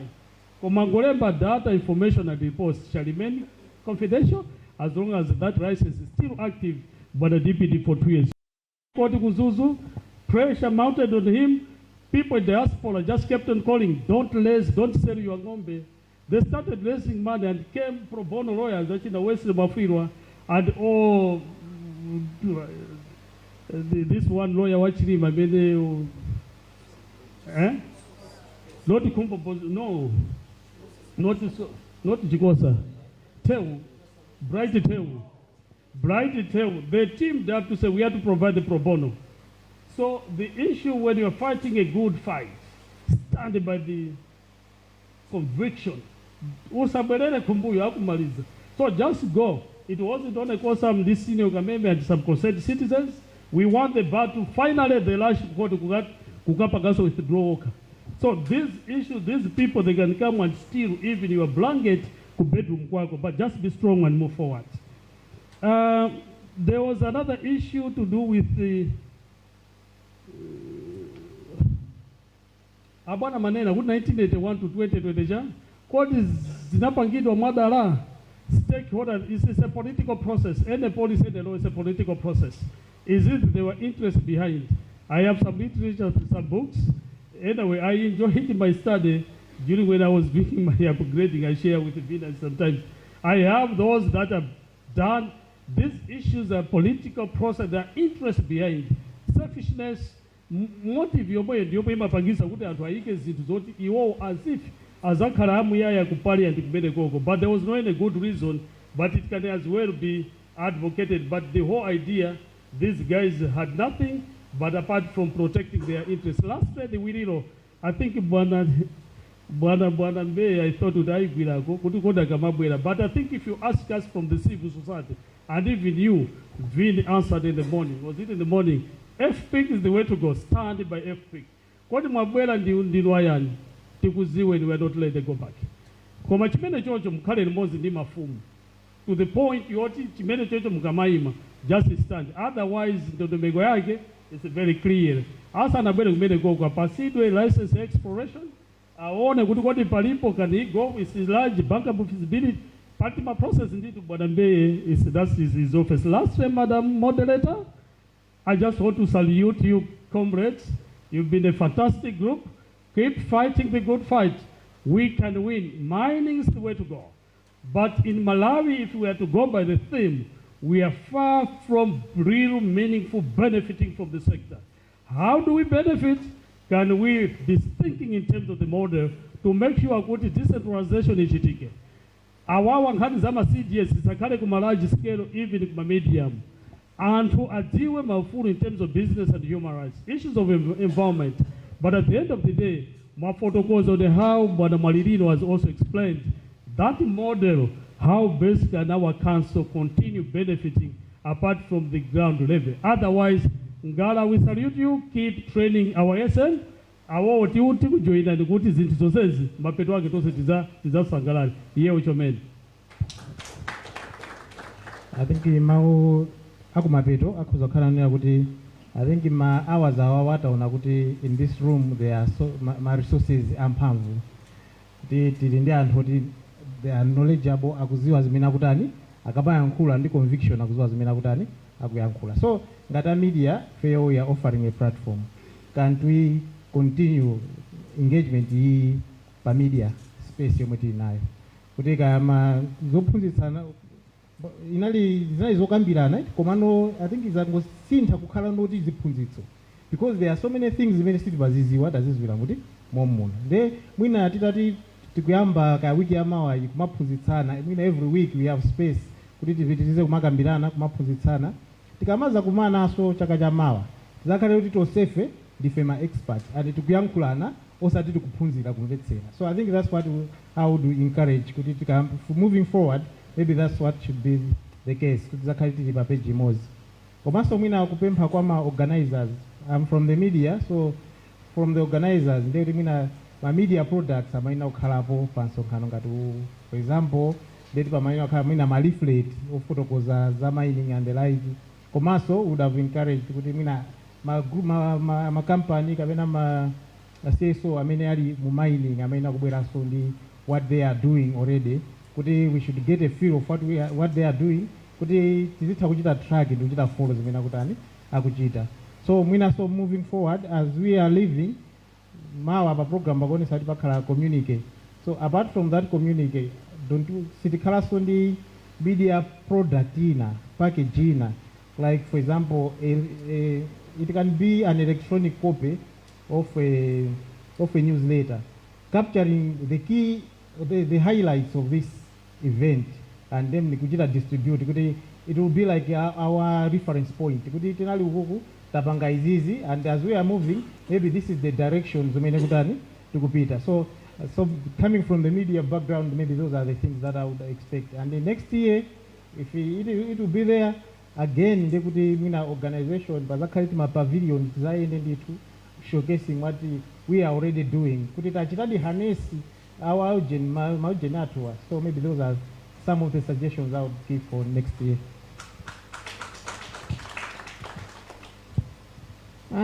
Zikomo kwambiri.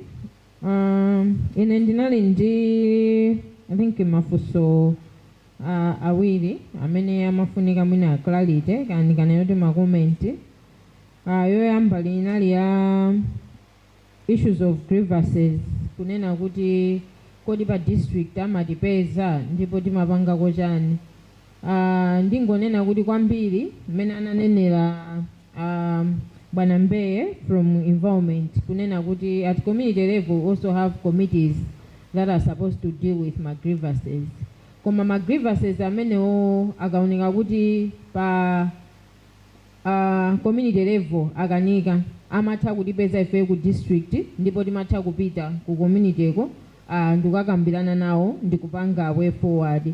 Kunali ndithopeka chisanzo kunali issue kwa GVH Katumbi ndi CMG. Kunali ma issues onena kuti anamba kukambirana kalekale mwina sizimathandiza, but with in conjunction and in collaboration with CCJP tinatha kupita akuluakulu aku district kupita kumene koko ndikukapanga resolve ma issues amene analiko. So ngati district timapanga zimenezo, koma pamakhala ma issues ena they are related to labor, ndekuti anzathu a office ya labor ndi amenenso amatha kutipangira hando. Ma issues ena a environment ndekuti a environment amatipangira hando, koma ofunika kuti district ipite ngati committee amakhalaponso ndipo timatha kupita ku community. Issue ina inali ya devolving mining, kuti ene room for devolving mining.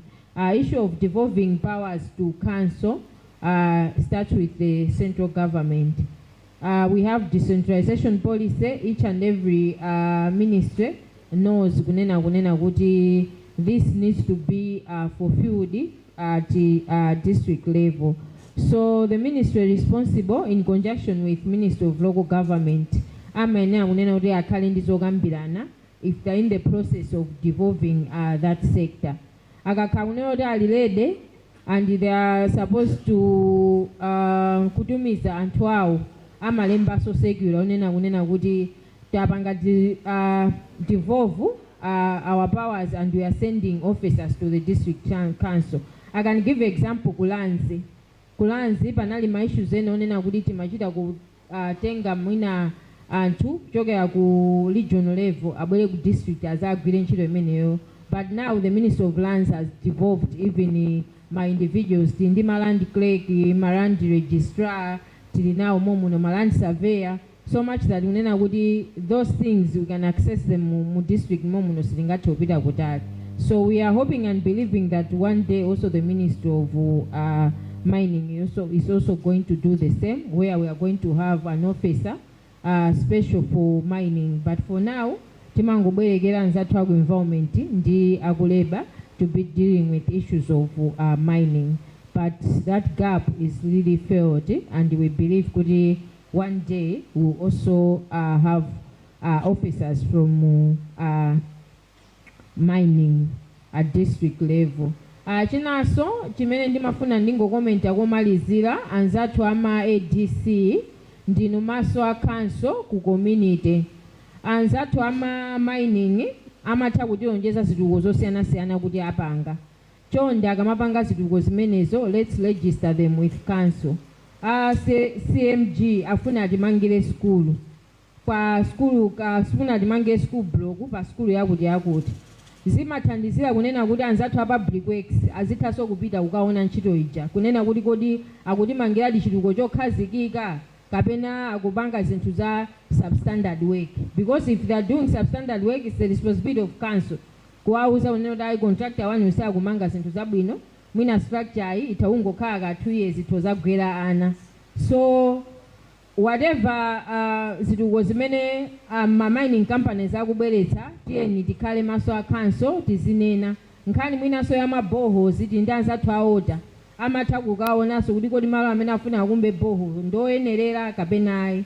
So we have my expertise on kuti zitukuko zimene ma mining companies akubweretsa ngati council tiyena kunena kuti zitumizako ma experts athu a technical azitha kupita ndi kukapanga appreciate, komanso zimatithandizira kunena kuti we should keep track kunena kuti okay kwakuti kuchitika chitukuko chakuti kuti tikamapanga ma monitoring visits kapena tikamaona kunena kuti in terms of M&D kati nani kuti ma school block mu DDP muli 100 kodi takwanitsa amenewo kunena kuti ma school block amene apangidwa contribute ndi mining also ife tisaphonye koma azakhale nawo mu ndondomeko onena kuti ifeyo takwaniritsa zinthu ngati zimenezozo. Zikomo kwambiri.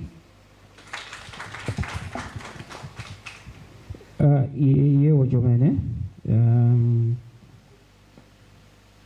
On the financial perspective, I think pangwa issues awiri when maybe there will be just a minute to comment pa issue nyaki pangwa korezi swanyani.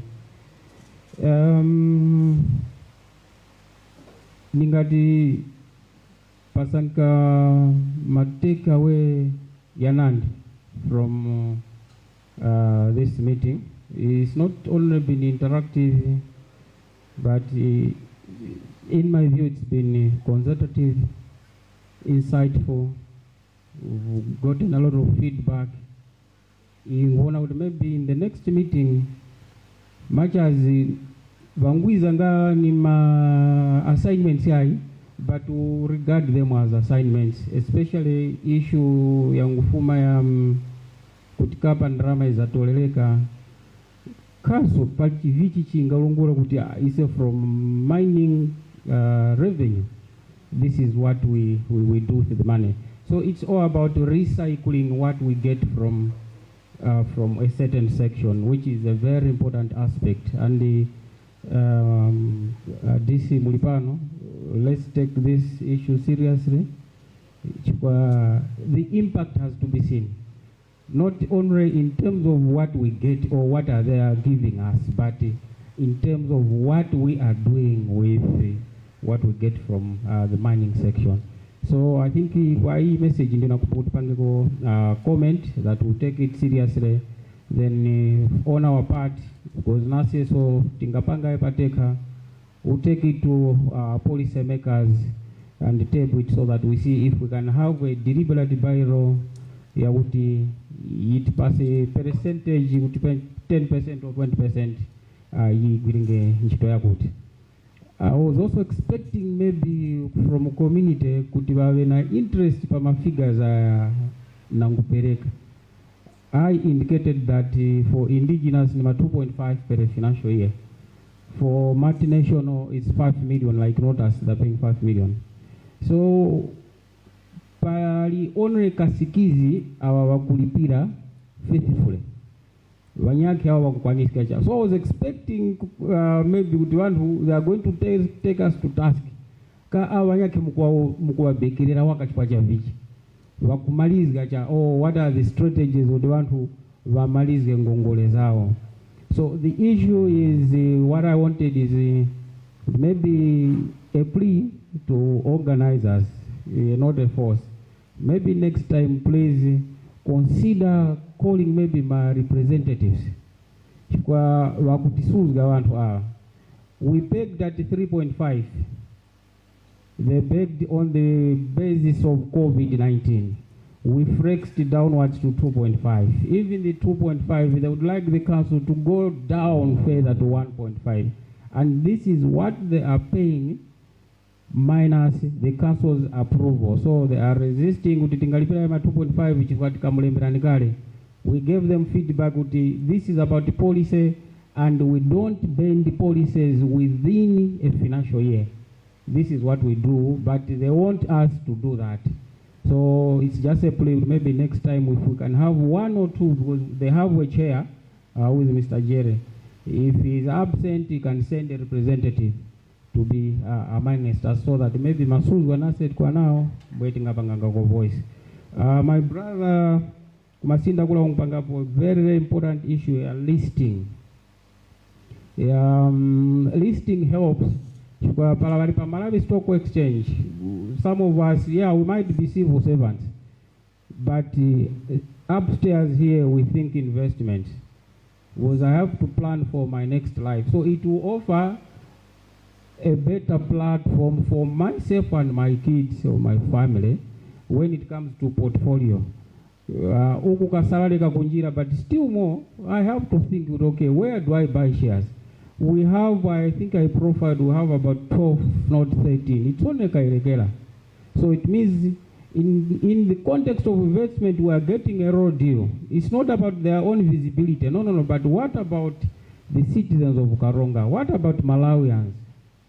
Are they owning a share of the company? So I think on this one, it's also a very important issue which was raised. Otherwise, this is what I had to comment on. Thank you.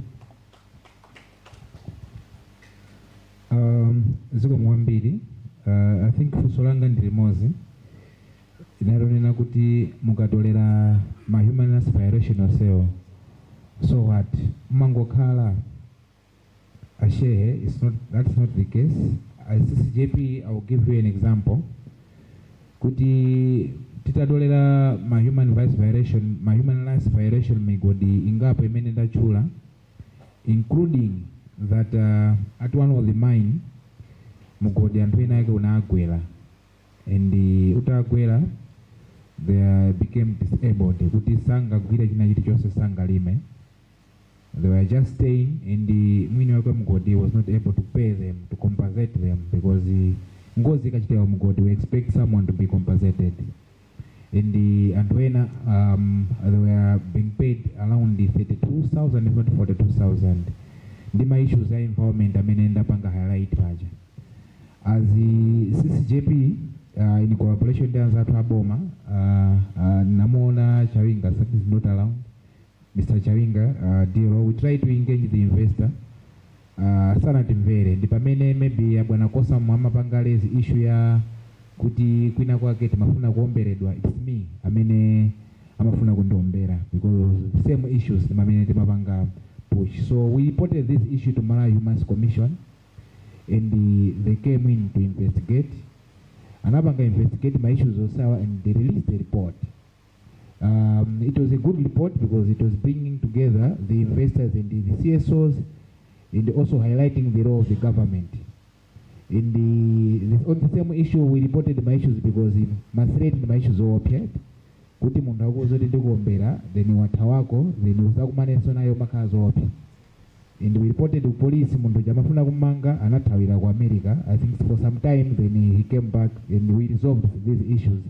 Pakati pa diocese ndi mundu yoko maso ndi boma, ngati nkhala pakati menali Malawi Human Commission. So my issues ngati awawa, tikaona singoti timangokhala nawo pasa. But my issues ena regarding to labor, timapita ngati mena nenera khumbo ababa, we involve district labor office. Timavutisa kwambiri kupita ku office kwazo pafupi.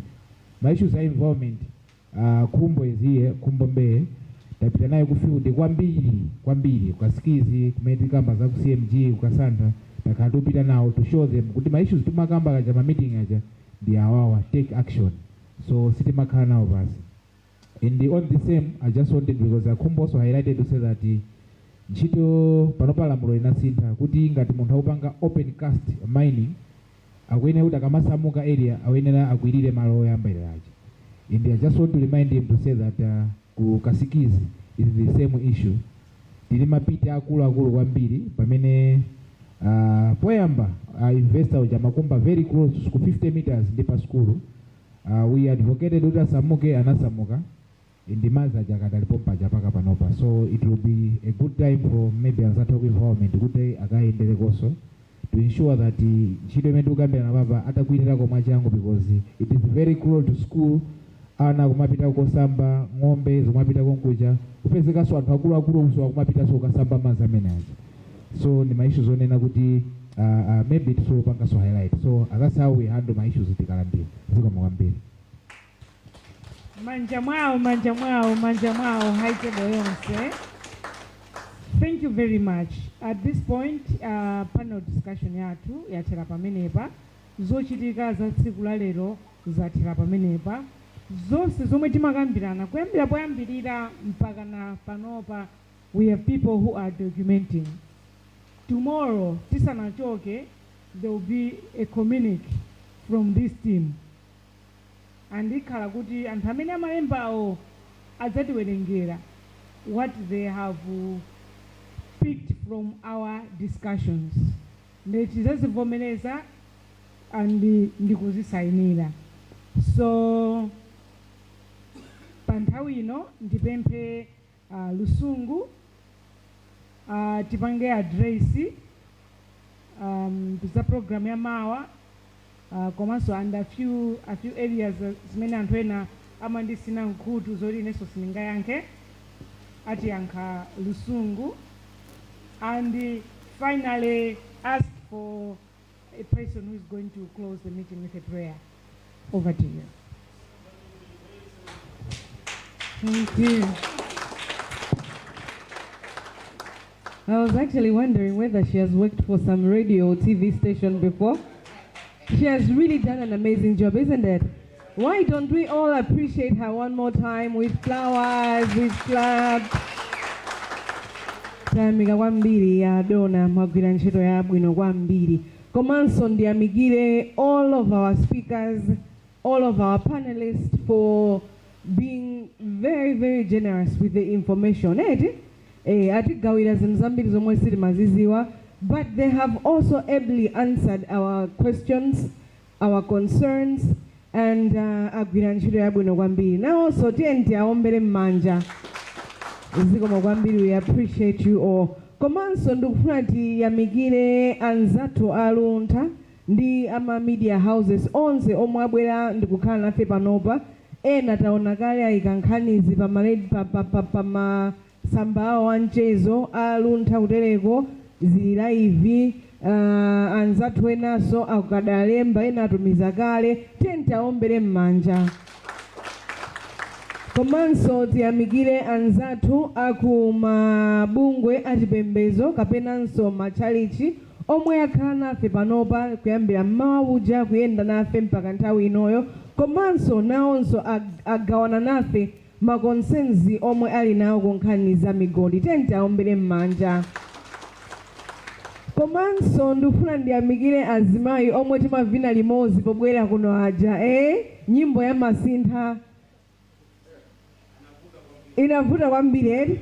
Komanso that's not my point. My point is azimayi apanga contribute mafunso munomo ni mfundo right. Chifukwa choti nawonso amakhala okhuzidwa kwambiri ndi nkhani za migodi. Tenti aombere mmanja. Ndikufuna ndipangenso recognize achinyamata omwe tachokera maforum osiyanasiyana mwakhalanso pano mwafunsanso mafunso komanso mwapereka nawo mfundo pa nkhani zimenezi. Tenti aomberenso mmanja. Komanso amabungwe osiyanasiyana omwe takhala limodzi panopa ma CSOs.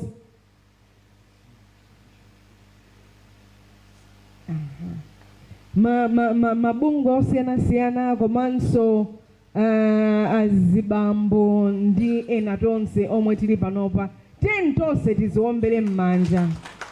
Komanso I would like to recognize kupezeka kwa senior wasambo amene tikumaliza nawo mwambowu tinayamba nawo mmauja komanso ndinawo panopa. Tenti aombere mmanja. Zikomo kwambiri. Just to speak on a few things zomwe zafunsidwa kapena kuyankhulidwa zokhuzana ndi EAM as an organizer. Nkhani yoyamba ndi ya ma-invitations kuma mining companies. Ndi nene ndithu kuti tinatumiza ma-invitation kwa ma-company angapo omwe ali ozungulira dera la kunoko. Ena ndi omwe abwerawa, ena anatumiza ma-apology kuti sakwanitsa kubwera, ena atumizanso amanena kuti titumiza munthu akubwera ali munjira koma munthu sitinamuonebe mpaka na panopa. So mwina ni nkhani zonena kuti they may feel it's not a very safe space for them, but we understand kuti amene abwerawa atilemekeza and agawana nafe zomwe akanatha. Tukuyamikeni kwambiri. Mawa ndingoneneratu mawa, in fact Moses omwe timayeneka kukhala nayo ndakukasintha sinduzwa kuti sanabwere chifukwa chachani, koma mawa pa programu pali kuti tipita ku Kasantha. Ndiye kuti talandiranso kalata lero lomwenso kuti sitipita umeneko koma instead tipita ku Kasikizi. Ndiye nthawi yonyamukira mawa ku Kasikizi ndikomwe tikulowera and tizanyamukira pompano nthawi ya 9 o'clock pomwe tidzakhale ndi mayendedwe a tonse amene tidzafune kupita. Ndiye tizanyamukira pompano. In terms of dress code amene tingathe kuti lero tavala kukachapa kunja kunkwadzuwa ndikuzavanso yomwe imawa tikhoza kutero. Mawa tilibenso t-shirt yachiwiri yoti tingagawane, koma ngati mukufuna kuvala chovala china zilinso kwa inu. Komano ndingopempha kuti mwina mbali ya nsapato tikavale nsapato zoti tikhoza kuyenda kupanga tuwa the facility mosavutikira. ndiye pakambidwanso mafunso, pabwera mafunso ndi nkhani zosiyanasiyana. Ndingonenapo kuti mmene tikuchoka panopa mawa ndiye kuti zonse zomwe takambirana lero zija they are on record, both digital komanso anzathu amalemba. So as the MC said, we will have a communique yomwe tidzagawane panopa kuti mfundo zomwe tagwirizana ku mining Indaba inoyo ndi mfundo zake izi. Komanso kuonjezera pamenepo mu project iyi tili ndi after Indaba inoyo paja akyungu a Paramount atiuza kuti dzina lake kuno si Indaba, kuno ndi chani? So pano after Iwasa inoyo ndi mfundo zomwe takumanga ndi kugwirizana. In the next 1-2 weeks tikhala ndi forum yomwe ili dialogue between ma investors komanso ma stakeholders osiyana-siyana. Tikhalanso tikugogoderani makamaka the key people okuti tizakhale nawo limodzi pa mkumano umenewu. So what we will use is zomwe takambirana panopazi. Mafunso omwe tafunsana panopa kuti kodi kayerekerayi panopa Lotus ikupanga production kapena commercial. Komanso mafunso ajamwe tili nawo atulukanso. Funso lija linabwera abwana akuuza chuma. Ngakhale mnanati simunafunse kuti kodi awo sakutolera ndalama zifukwa chani mpakana. Funso limeneyo linabwera motasuntha pang'ono. Ndiye mafunso amene wawa onsewa kuti chifukwa chani simukulipirabe mpaka panopa. Tidzakhala kuti tikuzipanga present kutiko ku forum imeneyoyo ndiye ndiyamikire kwambiri. Komanso pambali pa chimene chocho all these issues zomwe takambirana panopazi we will be taking them to the national level. Yomwe idzakhale national Indaba and ikachitika ku Lilongwe chamu October la munomo. And it's my hope and belief kuti ena mwa ife tidzakapanga atendi ndikuwunikiranso ndikukambanso ndithu mfundo zomwe takambirana kunokozi. Ndiye in terms of mene akambirana zathu aku media tipitirizabe ndithu kugwirana ntchito limodzi mwakamba za product, media product. One of the things that we are doing is after this Iwasa tikayika mu newspaper. Poyambirira tinayiwala kupempha consent kuti tijambula malo munomo ndiye titajambulako zithunzi komanso zomwe timakamba ziyazapita pa air. Ndiye ndingopempha kuti mutilole poti zachitika kale kuti mutilole tipitirire ndi madongosolo amenewo. Ndiye kuti tizayika mu news a pictorial focus ya Indaba inoyo ya Iwasa inoyo ndi komanso zinthu zina zomwe takambirana zikulu. I think going forward zomwe ndikanayankhako as organizers ndi zimenezonso. Chabenso kuti ndipange acknowledge kuti msonkhano uno taupanga limodzi ndi anzathu akuboma komanso ma civil society organizations angapo omwe tagwirana nawo ntchito, and I would like to recognize them. Number 1 is Fooke, tentaombere m'manja. Komanso tinali limodzi ndi anzathu akufocus, tentaombere m'manja. Ena nalinda. Komanso ndipange acknowledge contribution yaikulu yomwe yachokera ku CCJP, tentaombere m'manja. Komanso anzathu executive ya Evangelical Association tentaombere m'manja. Komanso ndiyamikire kwambiri akuboma omwe tinali nawo mu komiti imeneyi kudzera mwa DPD, tentaombere m'manja.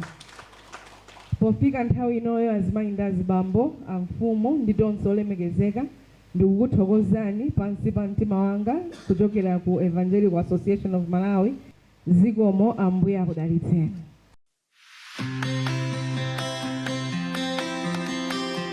Kubaya chapali pano naruwa kweni kwangoza zizikirako nakuyoya uko bangoyoya batata Vincent Wing apa waiwanga kwa kuti kunyake uko kule banyaki au kumbako